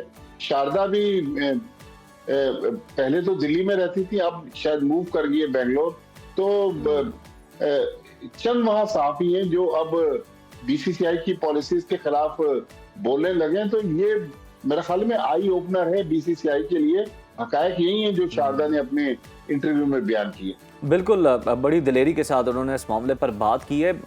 माजिद साहब, जब भारत को मसला होता है तो फिर पूरे के पूरे कवानीन ही बदल दिए जाते हैं, लेकिन जब बांग्लादेश को सहूलत चाहिए थी तो आईसीसी को रूल्स याद आ गए और अपने ज़ाब्ते याद आ गए।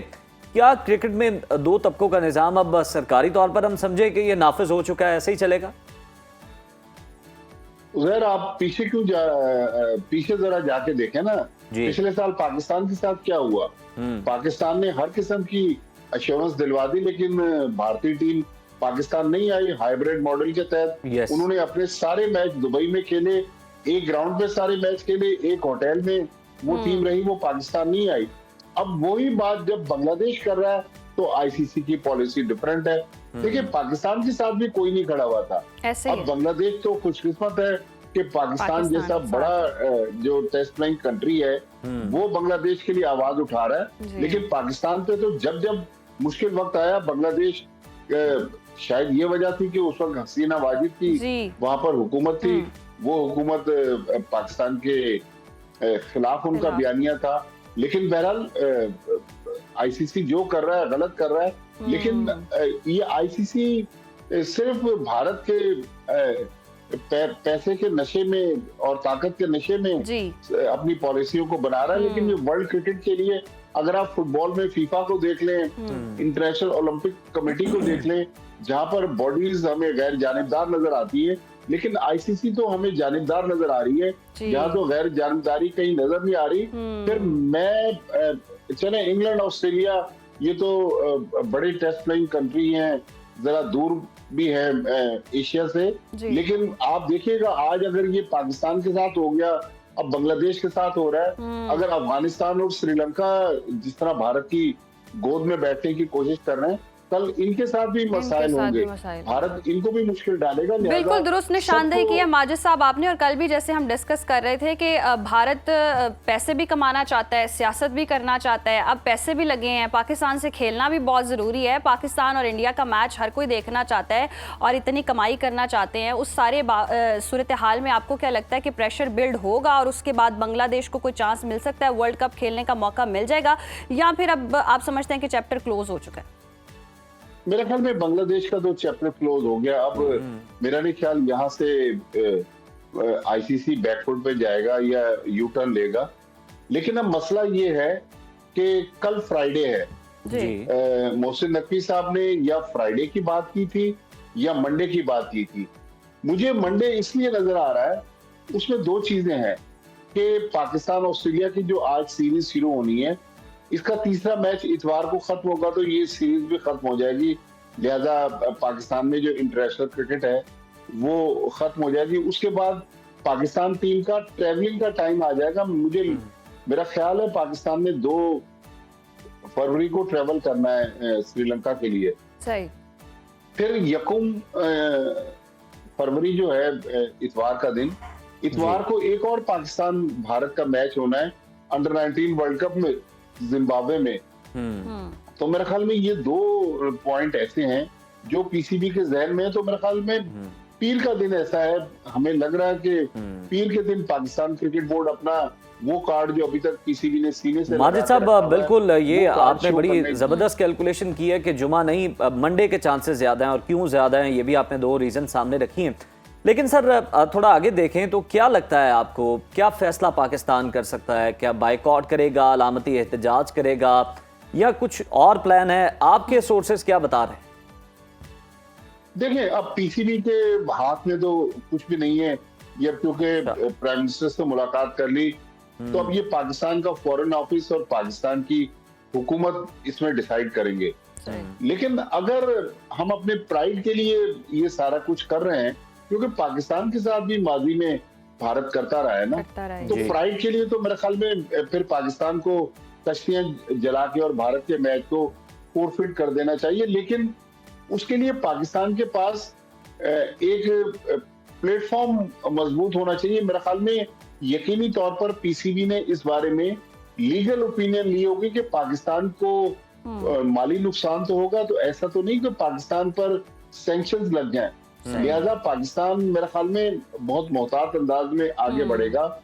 लेकिन मेरे ख्याल में अब ये क्रिकेट से हटकर थोड़ा सा सियासत अब हो रही है वर्ल्ड क्रिकेट में भी, तो पाकिस्तान को एक तो मोहतात अंदाज में आगे जाना चाहिए। मेरे ख्याल में बॉयकॉट के बजाय अगर पाकिस्तान अपना प्रोटेस्ट रिकॉर्ड करा दे किसी भी शक्ल में, अगर भारतीय खिलाड़ी हैंडशेक नहीं कर रहे तो हम अपनी बाजुओं पर काली पट्टियां बांध लें या कोई और तरीके का इख्तियार करें।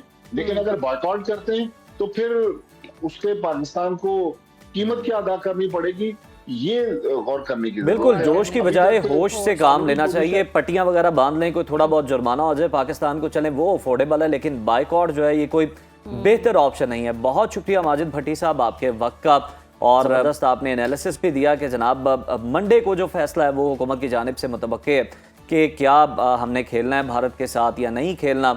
और दूसरी तरफ जनाब ऑस्ट्रेलिया और पाकिस्तान की जो 2 टीमें आज टकराने आई थिंक कुछ कहना चाह रहे हैं। जी माजिद साहब, मैं कहना चाह रहा हूँ अगर छोटा नुकसान उठाना है तो इतवार को अंडर 19 का पाकिस्तान इंडिया का मैच है, वो पाकिस्तान फोरफिट कर दे अंडर प्रोटेस्ट। यस, ये भी ओके, ये भी ऑप्शन हो सकती हैं। जाहिर है माजिद साहब का एक बड़ा वसी तजुर्बा, और उसकी बुनियाद पे वो कह रहे हैं कि जनाब आप उस तरफ जाएं जहां पर आपका नुकसान बहुत कम हो। बहुत शुक्रिया माजिद साहब वंस अगेन आपका।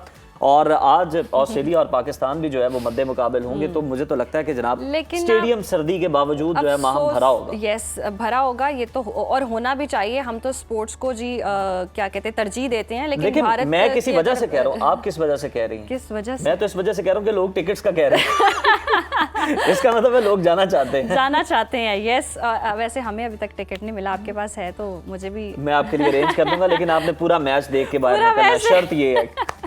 चले देखिए हमारी एनर्जी देखें, हमारी एक्साइटमेंट देखें क्रिकेट के लिए क्या होती है। दूसरी तरफ मैं ये कहना चाह रही थी कि भारत देखें हर चीज़ को सियासत का हिस्सा बना देता है, और एंटरटेनमेंट के लिए होनी चाहिए। खेल जो है एंजॉय करना चाहिए, स्पोर्ट्समैन स्पिरिट का मुजाहरा करना चाहिए, खेलों को फ़रोग दें, ना कि सियासत का हिस्सा बनाएं। देखिए कहाँ एक क्रिकेट का एक जोश, एक वलवला होता था जब डिस्कशन होती थी, और कहाँ हम अब क्रिकेट के हवाले से भी सियासी गुफ्तगू करें तो बड़ी अफसोस। और देखा जाए ना कि लोग जो हैं वो पहले सिर्फ जब क्रिकेट की बात होती थी तो कहते थे सियासत को इसके करीब भी फटकने नहीं देना, लेकिन अब लगता है ये कि जनाब जो क्रिकेट है वो सियासत के अंदर ही चली गई है। तो जनाब उम्मीद करते हैं कि कभी ना कभी क्रिकेट जो है वो सियासत से पाक हो जाए। और क्रिकेट में आपने मौसम की बड़ी बात की है। अब मौसम का आपको पता है अमल दखल बड़ा ज्यादा है, ओस पड़ रही है। आप बताएं कि कहाँ पर क्या दर्जा हरारत? मैं बताती हूँ कि क्या क्या होगा, किस शहर में कितना दर्जा हरारत है, और उसके अकॉर्डिंग फिर आप प्लान कर लें। और क्रिकेट आप मैच खेलना जरूर देखने, कहीं निकलना यस, और टिकट आप बाय करें और जाएं, आप जरूर देखने। उज़ैर मेरे लिए टिकट का भी इंतजाम कर देगा, तो मैं भी आई होप के मैच देखने जाऊँ। लेकिन अभी आप मौसम के लिए जाएं, अभी बहुत देर हो रही है। जी चलते हैं और देखते हैं।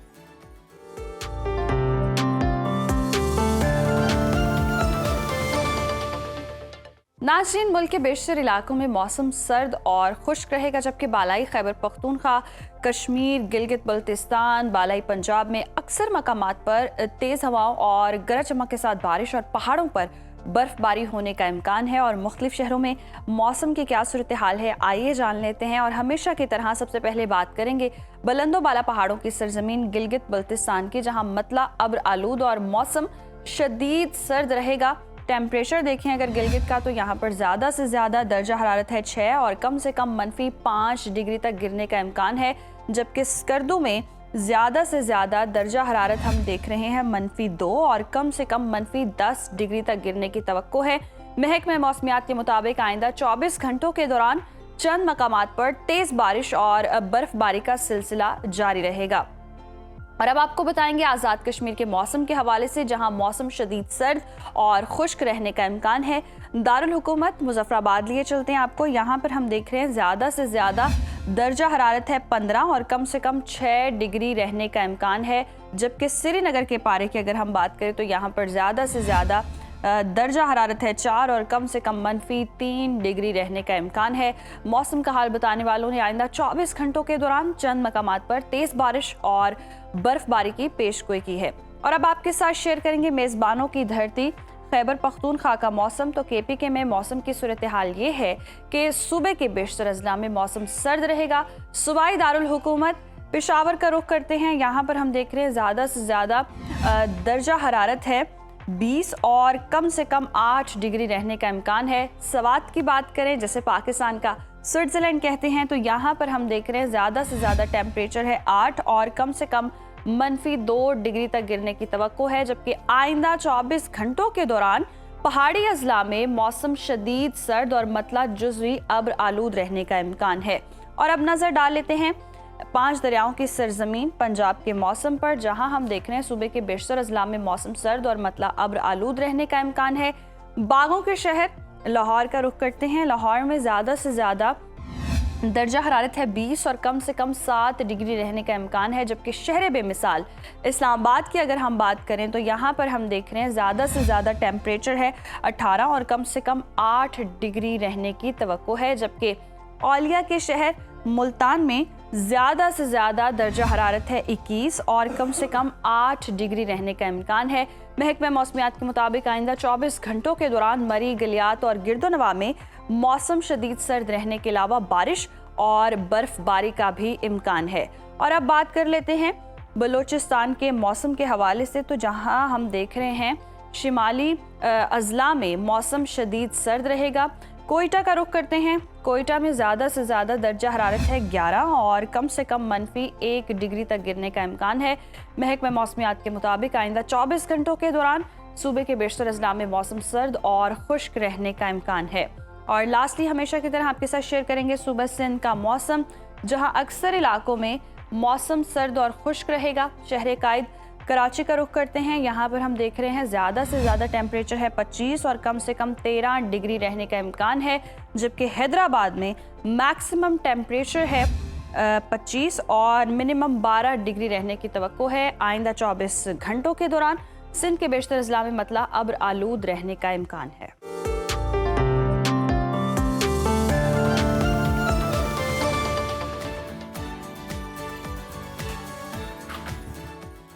मौसम की सूरत हाल आपने जान ली, कुछ दीगर मौज़ूआत भी शामिल करेंगे प्रोग्राम में, लेकिन इस ब्रेक के बाद देखते रहिए सुनो पाकिस्तान। एक बार फिर से प्रोग्राम में आपको खुशामदीद कहते हैं। नाज़रीन, कम उम्र बच्चों के सोशल मीडिया इस्तेमाल के खिलाफ दायर की गई दरख्वास्त पर लाहौर हाई कोर्ट ने एक अहम पेशरफ्त करते हुए PTA और वजारत कानून व इंसाफ को नोटिस जारी कर दिए हैं। दरख्वास्त 8वीं जमात की एक तालिबा की जानिब से दायर की गई, जिसमें मौक़िफ़ ये अपनाया गया कि सोशल मीडिया बच्चों की ज़हनी, अखलाक़ी और तालीमी नशोनुमा को मुतासिर कर रहा है। ये मामला महज कानूनी नहीं बल्कि एक संजीदा समाजी और नफ्सियाती सवाल भी है। क्या कम उम्र बच्चों के लिए सोशल मीडिया वाकई इजहार राय और सीखने का जरिया है, या उनकी ज़हनी सेहत के लिए खामोश खतरा बनता जा रहा है? साइकोलॉजी इस बारे में क्या कहती है? मोबाइल फ़ोन के इस्तेमाल की मुनासिब उम्र होनी क्या चाहिए? वालिदैन और रियासत की जिम्मेदारियाँ कहाँ से शुरू होती हैं? इन्हीं अहम निकात पर गुफ्तगू के लिए आज हमारे साथ मौजूद हैं साइकोलॉजिस्ट वजीहा ज़फ़र साहिबा। वजीहा साहिबा, वेलकम टू सुनो पाकिस्तान। आप बताइएगा कि नफ्सियाती नुक्ता नज़र से बच्चों के लिए मोबाइल फ़ोन और सोशल मीडिया इस्तेमाल करने के लिए आप क्या समझती हैं? मौजू उम्र क्या होनी चाहिए? अस्सलाम वालेकुम। अच्छा, सिर्फ मैं नहीं बल्कि अगर हम रिसर्चेस पे देखें, इस पे जो हम बाकी जो साइकोलॉजिस्ट हैं उनकी भी रिकमेंडेशंस देखें, तो बेस्ट एज होती है 12 से 13 के बाद। और कुछ जगहों पे ये रिकमेंड किया गया है कि अगर आपके लिए पॉसिबिलिटी है तो 16 के बाद फुल कंट्रोल दे। उसके लिए भी कुछ क्राइटेरियाज हैं जिनको आप देखें। नंबर 1, अगर आपका बच्चा बाउंड्रीज को फॉलो करने वाला है, अगर घर में बाउंड्रीज है तो उसको फॉलो करने वाला है। नंबर 2, वो रिस्पॉन्सिबल है। आप देख रहे हैं कि वो वल्नरेबल नहीं है, क्योंकि जो सोशल मीडिया को यूज करते हैं वल्नरेबल बच्चे, वो जल्दी शिकार होते हैं, जो आपने मेंशन किया, इखलाकियात के हवाले से, ज़हनी हवाले से, बहुत सारी ऐसी चीजों में ज्यादा जल्दी शिकार हो जाते हैं इन चीजों का, लाइक फोकस इश्यूज हो गए हैं, बिहेवियर इश्यूज हो गए, उनके ज्यादा फिर जल्दी आते हैं। सो नंबर 1 बाउंड्रीज, नंबर 2 वो रिस्पॉन्सिबिलिटी को कैसे लेके चलते हैं, एंड नंबर 3 अकाउंटेबिलिटी। कुछ बच्चे ऐसे होते हैं कि वो गलती करके ब्लेमिंग गेम बड़ी शुरू कर देते हैं, या वो विक्टिम बड़ा रोल प्ले करते हैं। वो बच्चे जिनके अंदर आप देखते हैं कि वो इतने शऊर रखते हैं, इतने मेच्योर हैं कि वो गलती करके सीखते हैं, समझते हैं, वो शेयर करते हैं। और बच्चे, एक और चीज, ओवर सेंसिटिव भी नहीं है, तो ऐसे बच्चे कम वल्नरेबल होते हैं। और अगर कोई ऐसी स्क्रीन की बात करें भी, तो वैसी चीजों को अवॉइड करते हैं जो उनको लगता हो कि अखलाकियात से दूर हैं, या बुली हो किए जा रहे हैं, तो वो उस चीज को पकड़ लेते हैं कि हमें बुली किया जा रहा है, तो एक्सप्रेस कर लेते हैं। और स्पेशली वो बच्चे जो एक्सप्रेस नहीं कर पाते, जो बहुत इंट्रोवर्ट हैं, उनके लिए भी जो स्क्रीन है वो अर्ली एजेस में बहुत नुकसानदेह होता है। सो अगर हम देखा जाए एज रेंज को, अगर हम देखें तो 12 से 13 अगर हम देखें तो स्टार्टिंग आप रख सकते हैं, बट 16 तक 17 तक आप फुल फ्लज जो है बच्चों को अलाउ करते हैं। यहाँ मैं ऐड करना चाहूंगी, मेरे पास क्लिनिक में बच्चे आते हैं 8-9 साल के, 10 साल के, पेरेंट्स ने कंट्रोल दिया हुआ है।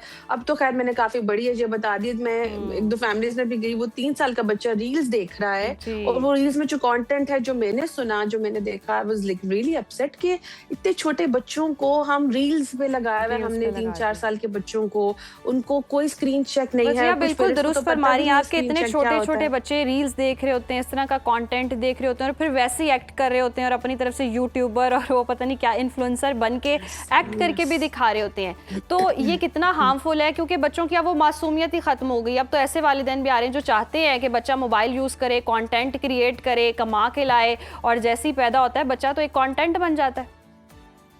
बिल्कुल ऐसे ही पैदा ही होता है तो पेरेंट्स उसकी रील्स बनाना शुरू कर देते हैं। पेरेंटिंग की बजाय उनका फोकस ही हो जाता है कि हमने कैसे रील्स बनानी है और कैसे फिट इन होना है। सो वो जो फोमो है वो पेरेंट्स के अंदर भी बहुत ज्यादा देखा जा रहा है। ये इस हद तक बच्चे की नफ्सियात को तबाह करता है। जब पेरेंट्स की अपनी नफ्सियात तबाह होती है तो वो पेरेंटिंग में भी सारी चीजें झलकती हैं, और फिर वो एज अ रोल मॉडल वही चीजें फिर बच्चे के आगे रखते हैं।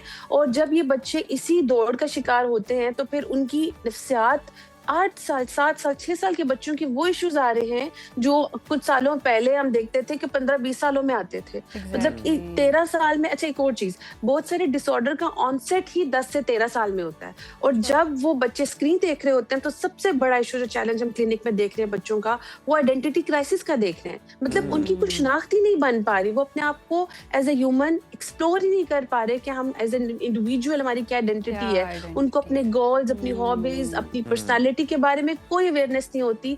ऐसे लोग जब मुआशरे का हिस्सा बनते हैं तो मुआशरे में फिर शरपसंद बनते हैं। क्यों? क्योंकि उनको अपनी जात का ही नहीं पता होता। आप अक्सर बच्चों को भी देख रहे होंगे कि वो छोटी सी पेशेंस लेवल बहुत कम हो गया है, हिटिंग तक आ जाते हैं, शिकायत करना शुरू हो जाते हैं। क्यों? क्योंकि उन्होंने कभी वो चीज देखी ही नहीं अपने घर में। और एक और चीज, पेरेंट्स ने मैंने एक और चीज भी नोट की कि पेरेंट्स ने चीज मेंशन की कि हमने टाइम रखा हुआ है, 1 घंटा यूज करता है। अब वो एक टाइम तो कम है, बट वो 1 आवर में भी कौन सा कंटेंट देखता है, वो उस पर क्रॉस चेक नहीं करते कि हमने उस चीज में उसको फ्रीडम दी हुई है, वो जो देखे जैसे देखे वो उसकी फ्रीडम है। अब वहीं से सारी प्रॉब्लम शुरू होती है। इसी के बरक्स कुछ पेरेंट्स ऐसे हैं जिन्होंने बच्चों को 2-3 घंटे अलाउ किए, लेकिन बहुत ज्यादा स्ट्रिक्ट कंटेंट उन्होंने लिमिटेड किया हुआ है, और वो खुद पहले क्रॉस चेक करके वो कंटेंट अलाउ करते हैं। एक तो ऐसे बच्चों की मोरालिटी बड़ी स्ट्रांग होती है। नंबर 2, क्योंकि वो बाउंड्रीज घर में चल रही हैं तो उन्हें बाउंड्रीज फॉलो करने आती हैं। नंबर 3, उनका मैच्योरिटी लेवल बनता है। जब आपको सही गलत की शिनाख्त बचपन से ही नहीं कराई जाती तो आपकी मैच्योरिटी और आपकी मोरालिटी बनती ही नहीं है। आपको सही गलत में डिफरेंशिएट करना फिर आता ही नहीं है। और फिर उसमें होता है कि सबसे पहले जो चीज फेस करते हैं वो पेरेंट्स फेस करते हैं, बच्चे की जो बदअखलाकी है, बच्चे की बदतमीजी है, और बच्चे की जो रेबिलियस है। और ऐसे पेरेंट्स ये बदतमीजी तो बहुत पीछे रह गई है। हमने गेम्स की बात कर रहे हैं तो वो पबजी के बाद जो वाकयात हुए क्राइम के, हमने देखा कि बच्चे ने गन उठाई और उसने पूरी सुसाइड भी किया, लेकिन उससे पहले उसने अपनी पूरी फैमिली का भी खात्मा कर दिया। तो इस गेम्स के अंदर क्या है कि इनको ज्यादा खेलने वाले जो हैं वो, इनकी दिमागी हालत क्या होती है, हम जरा वो समझना चाह रहे हैं कि ये इस नहज तक पहुंच जाते हैं कि अपने माँ बाप की भी जान ले लेते हैं, अपनी भी जिंदगी का खात्मा कर लेते हैं। गेम एडिक्शन जो है ना, वो ब्रेन के जो केमिकल्स हैं, एग्जीक्यूटिव फंक्शनिंग है, उनको डिस्टर्ब कर देती है। वो एरियाज जो डेवलप होने का टाइम होता है जब हम गेम्स खेलते हैं, तो उनको ब्लॉक कर देती है। उसमें फिर एक इंसान जो ड्रग ले रहा है ना, जिसका दिमाग अपना चल ही नहीं रहा है, वो इन्फ्लुएंस हुआ है ड्रग के अंदर, वही चीज एक स्क्रीन कर रही है, वही चीज एक गेम कर रही है। मतलब आपकी अपनी थिंकिंग पावर, एग्जीक्यूटिव फंक्शनिंग चल ही नहीं रही ना, तो फिर आप इन्फ्लुएंस हो रहे हैं, केमिकल के इन्फ्लुएंस में आ रहे हैं। सो वो ऑटोमेटिकली वो जो बिहेवियर, जिस तरह का केमिकल इन्फ्लुएंस हो, वो आप उसी तरह बिहेवियर इन्फ्लुएंस कर रहे हैं। सो इम्पोर्टेंट चीज है कि बच्चे के अंदर ठहराव लाने के लिए, बच्चे की खुद अपनी सोच बनाने के लिए आपको सबसे पहले इस तरह के कंटेंट से निकालना चाहिए। और रोब्लॉक्स, पबजी, ये इतना ज्यादा बच्चे खेल रहे हैं, आप नोट करें। हमने तो एक्सट्रीम लेवल्स अभी देखे हैं, लेकिन ये वो लेवल्स हैं जो बहुत कम आगे आ रहे हैं। छोटे छोटे लेवल्स तो बहुत बढ़ चुके हैं। लाइक बच्चों के अंदर चिड़चिड़ापन, बच्चे यकीन करें जब बच्चे क्लिनिक में आते हैं तो वो आइडियलाइज कर रहे होते हैं, कि हमें अच्छा लगता है जब हमें पेरेंट्स को हर्ट करते हैं, हमें अच्छा लगता है जब हम बुली करते हैं, हम उसको तंग करते हैं। मतलब आप माइंडसेट देख रहे हैं किस तरह का डेवलप हो रहा है, क्योंकि इंसान बेसिकली वो नेगेटिविटी को ज्यादा अट्रैक्ट करता है, उसका माइंड। सो वो ऑटोमेटिकली नेगेटिविटी को जब अट्रैक्ट करता है, तो उसका जब कंट्रोल ही नहीं है अपने ब्रेन पे, तो उस नेगेटिविटी को रोक नहीं पाता है। वो फिर बिहेवियर में बिल्कुल आपने दुरुस्त फरमाया। ऐसे में वालिदैन का बहुत बड़ा रोल है, और फिर ये चेक एंड बैलेंस रखना ही बहुत ज़रूरी है। मुआशरे का कितना बड़ा किरदार है और स्टेट का कितना बड़ा रोल है, क्योंकि हम वेस्ट में देखते हैं कहीं ना कहीं वो कंट्रोल करते हैं, कंटेंट को सेंसर करते हैं। और अब तो हम सोशल मीडिया पर देखते हैं, अभी बेबी दुनिया में भी नहीं आया होता, उसकी प्रमोशन पहले शुरू हो जाती है, PR शुरू हो जाते हैं, इस तरह का कंटेंट बनाने वाले। और इतना ज़्यादा हम देखते हैं अब सोशल मीडिया पे ये सब चीज़ें मौजूद हैं, तो पेरेंट्स भी अट्रैक्ट हो रहे होते हैं, उन्होंने भी ये सब कुछ करना ही करना है। तो मोबाइल या इस तरह के कंटेंट से फिर कैसे बचा जाए? अट्रैक्शन तो बहुत है। बहुत अच्छी बात आपने की। काफी सारे क्वेश्चंस हैं, मैं इनको सम अप करना चाहूंगी कि स्टेट का भी सबसे पहले रोल आता है कि स्टेट भी क्रॉस चेक रखे, ठीक है। और बहुत सारा कंटेंट ऐसा है जिसको अलाउ नहीं करना चाहिए, स्पेशली जिनकी वजह से आपको लग रहा है सुसाइड अटेम्प्ट्स हो रही है या मर्डर किए जा रहे हैं, उन पे जो स्टेट है वो स्ट्रिक्ट एक्शंस ले। नंबर 2, जो पेरेंट्स हैं, वो जब मैं सब पेरेंट्स को एक मैसेज दूंगी, ये जो हम चीजें कंटेंट की फॉर्म में फॉलो कर रहे हैं, सिर्फ आप थोड़ा टाइम ये अपने आप को इस चीज पे क्वेश्चन करें। जब आप खुद ये अकाउंटेबल नहीं है ना, वो बच्चा कभी भी जिंदगी में अकाउंटेबल नहीं होगा। हम करें फॉलो, रील्स हैं, you must follow if you want to, but ऐसा नहीं है कि 10 की 10 रील्स ही फॉलो करनी है। आप 1-2 बना ले, लेकिन प्लीज अपने बच्चों को इन्वॉल्व उसमें मत करें, क्योंकि आपने द मोमेंट अपने बच्चे को इन्वॉल्व करना शुरू कर दिया, आप एज अ पेरेंट बहुत चीजों को फेलियर उसमें चले जाएंगे। सो आपने जैसे मेंशन की कि जब हम पहली ही सोच पे रुक जाते हैं तो बाकी सोच अकाउंटेबल हो जाती है, लेकिन हम पहली सोच पे बिना कोई तस्दीक के चल पड़ते हैं, बिना कोई इस पे प्रूव रखे कि इसका क्या साइड इफेक्ट हो सकते हैं, इस चीज के क्या कॉन्सिक्वेंसेस हो सकते हैं, तो फिर हम उसके बाद जितने भी बिहेवियर्स करें, हम उस पे ये कहते हैं तो आजकल कॉमन है, ये तो सभी कर रहे हैं। ये जो सभी कर रहे हैं वो कॉमन हो सकता है, बट वो नॉर्मल नहीं हो सकता। सो जरूरी नहीं कि जो कॉमन हो वो नॉर्मल भी हो। सबको ये डिसाइड करना है what is normal, what is not. और एक और चीज, पहले फिर भी हम कहते थे कि अवेयरनेस नहीं है, अब तो हर बंदा इसके ऊपर बात कर रहा है, हर साइकोलॉजिस्ट इसके ऊपर बात कर रहा है, रिसर्चेस इसके ऊपर आ चुकी हैं। अब अगर आप इस इल्म को नहीं लेते तो आप इसके लिए जी हाँ, अगर सब कर रहे हैं तो फिर हमें दूसरे तरक्की याफ्ता ममालिक की भी मिसाल लेनी चाहिए। फ्रांस ने 15 साल से कम उम्र बच्चों के सोशल मीडिया इस्तेमाल पर पाबंदी लगा दी है। हम क्यों नहीं कर सकते? हमें क्या मसाइल है? हमें मसाइल ये कि मैं जब ट्रैवल करती हूँ, तो जब आप ट्रैवल करते हैं तो दूसरे कंट्रीज के भी उसी तरह के कंटेंट आना शुरू होते हैं। तो जब ट्रैवल करते हैं उनके कंटेंट आ रहे होते हैं एजुकेशनल, और जैसे ही हम अपने कंट्री में एंटर हो, साथ ही छोटे छोटे बच्चों की ऐसी वीडियोस आती है कि आप डिलीट कर देते हैं वो अकाउंट की, क्या I am having matcha, I am doing this, I am doing that, ये सारा कंटेंट है बच्चों का भी। एक्चुअली जो बाहर की लाइफ की नॉर्मल चीजें है ना, हमने वहाँ पे ये जो हमने लग्जरी को शो ऑफ बहुत कर दिया, और उसमें हमें पता ही नहीं चलता कि हम उस दौड़ में लग जाते हैं कि हमारे लिए वो नॉर्मल का क्राइटेरिया ही हट जाता है कि हमारे लिए क्या नॉर्मल है। मैं ये चीज ऐड करना चाहूंगी, जिन चीजों को हम फॉलो कर रहे हैं वो चीजें एक्चुअली हमारी इनसिक्योरिटीज बताती हैं, वो चीजें बताती हैं हम में क्या कमी है। सो आप जब इस चीज को रूल आउट करने लग जाते हैं तो आपको बहुत सारी चीजों पे, आप ग्रोथ पे वर्क करना शुरू करते हैं।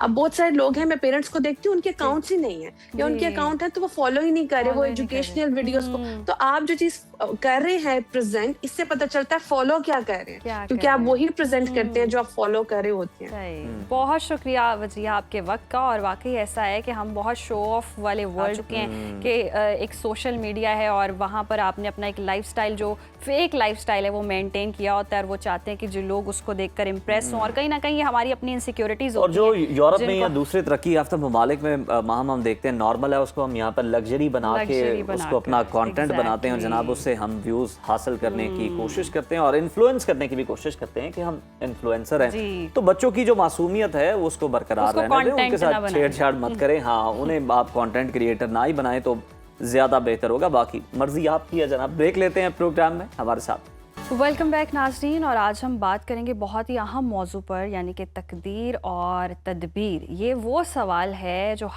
हर दौर में इंसान के जहन को उलझाता है। कभी हम नाकामी को तकदीर कहकर कबूल कर लेते हैं और कभी कामयाबी को सिर्फ अपनी मेहनत का नतीजा समझ लेते हैं और फिर कहते हैं कि तकदीर में यही लिखा था, ये होना लिखा था तो ऐसा हो गया। इंसान के इख्तियार कहाँ तक है और तकदीर का दायरा कहाँ से शुरू होता है? अगर सब कुछ पहले से ही लिखा जा चुका है तो फिर दुआ की हैसियत क्या है? और रिस्क, आजमाइश, गुनाह और सवाब, क्या ये सब पहले से तयशुदा हैं या फिर इंसान के अमाल के साथ भी जुड़े हुए हैं? तो आज के इस फिक्री और रूहानी सेगमेंट में हम तकदीर और तदबीर के बाहमी ताल्लुक को दीन की रोशनी में समझने की कोशिश करेंगे। हमारे साथ स्टूडियोज में मौजूद हैं, तशरीफ रखते हैं मारूफ रूहानी नॉलेज कारी शफीकुर रहमान साहब। Welcome to Suno Pakistan sir. Sir, सबसे पहले तो हमें ये वाज़ेह करें कि तदबीर क्या है और दीन में इसकी क्या अहमियत बयान की गई है? बिस्मिल्लाहिर्रहमानिर्रहीम। कुरान करीम में तमाम चीज़ों की रहनुमाई मौजूद है। हदीस में भी व खलक़ कुल्ल शैइन फ़क़द्दर व तक़दीरा वल्लाहु अला कुल्लि शैइन क़दीर इन्ना कुल्ल शैइन खलक़नाहु बिक़दर वल्लज़ी क़द्दर फ़हदा। ये तमाम आयात इस बात की तरफ इशारा करती हैं कि तकदीर का तल्लुक़ खालिक से है और तदबीर का तल्लुक़ इंसान की अपनी मेहनत और उसके असबाब से है। एक छोटी सी मिसाल कि कदर क्या है और तकदीर क्या है। सैयदना अली रज़ी अल्लाह ताला अन्हु की तरफ भी मंसूब ये कौल किया जाता है और इसे आम एक बहुत अच्छा जुमला भी ले तो फरमाया कि तकदीर क्या है, तदबीर क्या है। फरमाया कि इन रफ़ा तो एहदा रिजलई, अगर मैं अपनी दोनों टांगों में से एक टांग उठाता हूँ तो ये क्या है, ये कदर है। ठीक। और अगर मैं दूसरी भी उठा लेता हूँ तो ये तदबीर है। तो तदबीर और तकदीर बड़ा साफ सुथरा मसला है। तकदीर पर ईमान लाना वो लाजम है और तकदीर का इनकार करना कुफ्र है। तकदीर के मसले में हमारे यहाँ जो रवैये पाए जाते हैं वो एक मतलब कामयाबी मिल गई तो ये मेरी वजह से है, नाकामी हुई तो ये मेरी तकदीर में ही लिखा हुआ था। एक है मगरब का रवैया और एक है मुसलमान और मुसलमानों में फिर मकातबे फिक्र का रवैया। जी। मगरब सारा का सारा वो तदबीर पे खड़ा है। ठीक। और हमारे मुसलमानों में बाज़ ऐसे मकातबे फ़िक्र हैं जिस कदरिया वगैरह कहते हैं, जबरिया कहते हैं, वो तकदीर पे खड़े हैं। ठीक। एक तकदीर और हम अहले सुन्नत तकदीर और तदबीर के दरमियान में खड़े हैं। वो क्या है, जैसे अल्लाह ने लिखा वैसे हमने नहीं करना, जैसे हमने करना था वैसे अल्लाह ताला ने अपने इल्म से लिखा हुआ है।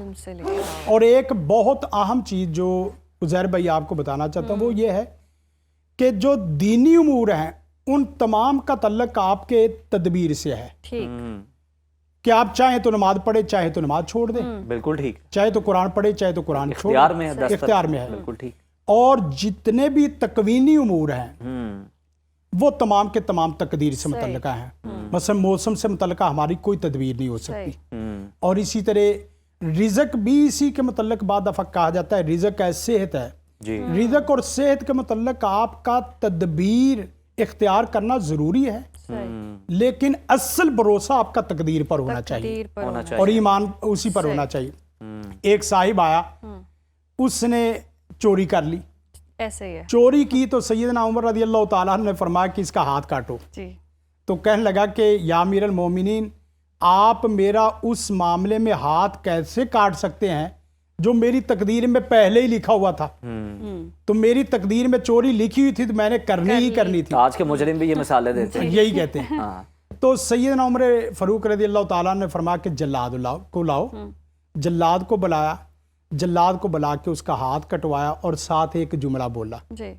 वो फरमाया कि तूने कहा कि सरक तू बिकादारिल्ला, मैंने अल्लाह की तकदीर से चोरी की है, तो नक़तौ यादा का बिकादारिल्ला, हमने भी आपका हाथ काटा अल्लाह की तकदीर के साथ।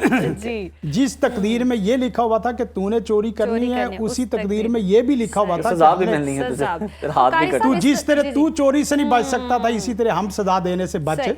तो कारी साहब, इसी सारी सूरत हाल में फिर दुआ की क्या हैसियत है? कहा जाता है जी तकदीर में जो लिखा है वही होना है, अगर वही होना है तो फिर क्या दुआ तकदीर बदल सकती है? देखें, ये जो कहा लिखा, जो तकदीर में लिखा वो वही होना है। असल ना जुमले ऐसे हैं, असल चीज ये है कि दुआ भी तौफीक इलाही है जी।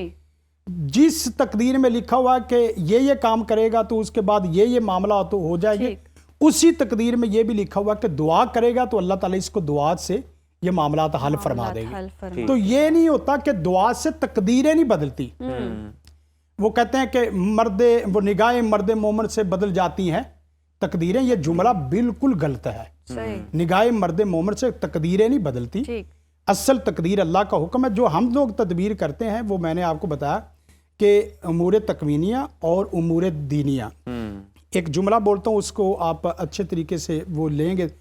मुसीबत पर तकदीर का सहारा लेना दुरुस्त है कि मेरे ऊपर अल्लाह की तरफ से ये मुसीबत आ गई, अल्लाह के हुक्म से आ गई, लेकिन गुनाह पर तकदीर का सहारा लेना दुरुस्त नहीं है।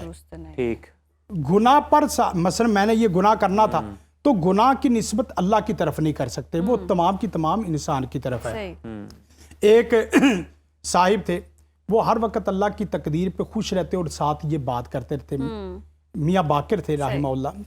वो फरमाते कि या अल्लाह, जो तूने मुझे दिया तब भी खुश, दे के ले लिया तब भी खुश, और नहीं दिया तो तब भी मेरे मौला मैं खुश, मैं खुश, मैं खुश, मैं खुश। तो शोरश कश्मीरी साथ बैठे थे, कहने लगे कि हजरत आपने 2 घंटे और इस तरह पहले लेक्चर दिया और साथ दुआ की, अल्लाह से एक ही जुमला बोलते रहे आधा घंटा कि या अल्लाह मैं खुश, तूने दिया तब भी खुश, नहीं दिया तब भी खुश। तो आपने रो रो के दुआ की है, मांगा ही कुछ नहीं। कहा कि हजरत आपको मेरा जुमला समझ ही नहीं आया। वो क्या कि अगर मैंने, मियाँ बाकर ने आधा घंटा ये कहा कि मैं या अल्लाह तेरे पे खुश हूं, तो अल्लाह मुझे एक लम्हे के लिए कह दे कि मियाँ बाकर मैं भी तेरे पे खुश हूं, तो मेरा काम बन जाएगा। तो असल ये है कि हम तकदीर और तदबीर को खलते मबस ना करें। तकदीर वही है जो अल्लाह का हुक्म है, और तदबीर वो है जो इंसान की अपने असबाब है। क्या तकदीर का फैसला हर हाल में होना ही होता है, अटल होता है, या कुछ हमारी दुआएं ऐसे हैं, अमाल ऐसे हैं या सदकात ऐसे हैं जो तकदीर को बदल भी सकते हैं? देखें, ये जुमला नहीं सही, तकदीर बदली नहीं जाती जी। ये जुमला तकदीर से ये हो जाता है और ये तकदीर बदल जाती है। असल में ये हमारे सारे ना उर्दू पंजाबी के जुमले हैं। ठीक, जो हमारी तरफ से, जो शरीयत का बराह रास्त मुताला करेगा तो तकदीर अटल हकीकत है। राइट। रहा मसला ये कि दुआ और असबाब इख्तियार करेगा, ये अल्लाह ताला ने पहले उसके लिए लिखा हुआ है कि मसलन बंदा इस तरीके से करेगा, उसकी जबिल्लत में, फितरत में, कुव्वत में, ताकत में अल्लाह ताला ने कुछ ऐसी चीज़ें रख दी हैं कि जिस वक्त वो परेशान होता, बीमार होता, बीमारी में वो दुखी और परेशानियों में आता, तो दुखों में वो किसी का भी सहारा नहीं मिलता, तो वो उसकी तरफ आता है। तो ये उसकी तकदीर में लिखा हुआ है। तो तकदीर में भी और तदबीर में भी। रहा मसला ये कि तकदीर के सहारे पे मेहनत को छोड़ देना, तकदीर पे सहारे पे असबाब इख्तियार करना छोड़ देना, ये बरकैफ जहालत है। तो कारी साहब, कहा जाता है हिदायत देने वाली जो है वो सिर्फ अल्लाह की ज़ात है, तो हिदायत का कितना तकदीर से ताल्लुक है? और अगर किसी को हिदायत मिल गई तो तकदीर में लिखी है, और अगर नहीं मिली तो फिर? हाँ जी, इसमें 2 लफ्ज़ है, एक है अल्लाह का फजल और एक है अल्लाह का अदल। सही। अल्लाह का फजल यह है कि किसी बंदे को देख के तो अल्लाह ताला उसके ऊपर करम नवाजी मजीद करता रहता है जी। लेकिन अल्लाह का अदल यह है कि अल्लाह किसी के साथ जुल्म नहीं करता। ईमान पे आना वो इंसान का अपना इख्तियार है। अब जो जुमले यहाँ भी, मैं इसलिए कि ये मसला ऐसा कि इसमें उमूमी गुफ्तगू नहीं हो सकती खुली, जिससे जहालत की तरफ ले जाए। ना हम मजबूर महद हैं कि जो अल्लाह ने लिखा वही करना है, और ना ही हम मुख्तार कुल हैं कि जो हम चाहेंगे वही करना है।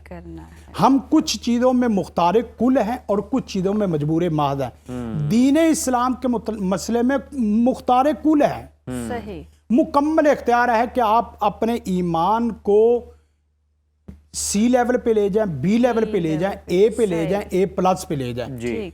और दीन के मसले में ये पूरा इख्तियार अल्लाह ताला, जिस वक्त ये होता है कि बंदा एक नमाज पढ़ता है, दूसरी नमाज पढ़ता है, तो अल्लाह का फजल होना शुरू हो जाता है। फजल इस तरीके से अल्लाह उस बंदे की हैत कैफियत को देख रहा है तो उसकी साथ मुआमलत शुरू कर देता है, मदद शुरू कर देता है। मसलन फर्ज से सुन्नतों की, सुन्नतों से नफल की, एक घर के यतीम की कफालत से दूसरे घर की यतीम की कफालत और तीसरे घर की यतीम की कफालत, ये अल्लाह उसकी मदद करना शुरू कर देता है। ये उसका निज़ाम आयात है।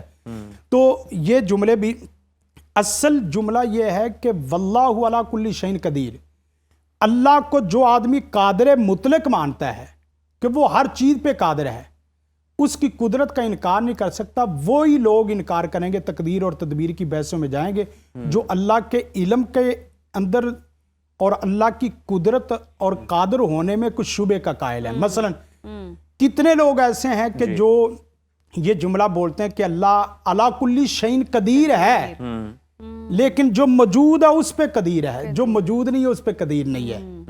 ये कितनी खतरनाक बात है। मतलब जिसके मामले में आपकी मेहनत मौजूद नहीं है, तो आप कह रहे हैं कि यहाँ पे तकदीर जनाब काम आ जाए, पास हो जाए। लेकिन एक बात और भी है जी। एक आदमी सारा दिन मेहनत करता है, मसलन रिज़्क में हलाल कमाना आपकी तदबीर है जी, लेकिन एक आदमी सारा दिन चीज फरोख्त करता है, मेहनत तो उसने की है, इसके बावजूद तो उसको रिज़्क मिलना चाहिए ना। और इसी तरह, लेकिन हुआ इस तरह कि जिस वक्त उसने 8 घंटे मेहनत की, मेहनत करने के बाद उसने आसमान की तरफ नजर उठाई, साहिब ने कहा कि या अल्लाह मेरे जिम्मे तदबीर और मेहनत करना था, रिज़्क देना और वाफर देना ये मेरा जिम्मा ही नहीं था। इन्नल्लाहु वर्रज़्ज़ाक़ु ज़ुल क़ुव्वतिल मतीन, मैं अपना काम कर चुका हूं, तूने कब करना ये तेरी मर्जी है। वो चीज जो उसकी 8 घंटे में फरोख्त नहीं हुई, वो अगले 10 मिनट में सारी चीजें फरोख्त हो गई। आप अल्लाह ताला के साथ अपनी रजा का इजहार करें। एक दुआ है जो तकदीर के मुतल्लक या तदबीर के मुतल्लक बहुत अहम है। रज़ीतु बिल्लाहि रब्बा व बिल इस्लामी दीना व बि मुहम्मदिन नबिय्या, या अल्लाह मैं तेरे रब होने के साथ और दीन के इस्लाम होने के साथ और मोहम्मद के नबी होने के साथ सल्लल्लाहु अलैहि वसल्लम मैं खुश हूं। इससे क्या होगा, आपको ज़ाक़त आमल ईमान, ईमान की हलावत भी मिल जाएगी। इससे क्या होगा, काना अल्लाह अन युरज़िया यौमल क़ियामा, अल्लाह उसे दुनिया में और आखिरत में खुश कर देगा और जन्नत में दाखिल। और इससे क्या होगा, आना ज़ईमुन, मैं जमानत देता हूं कि मैं मोहम्मद उसका हाथ अपने हाथ में पकड़ के जन्नत में दाखिल करूंगा।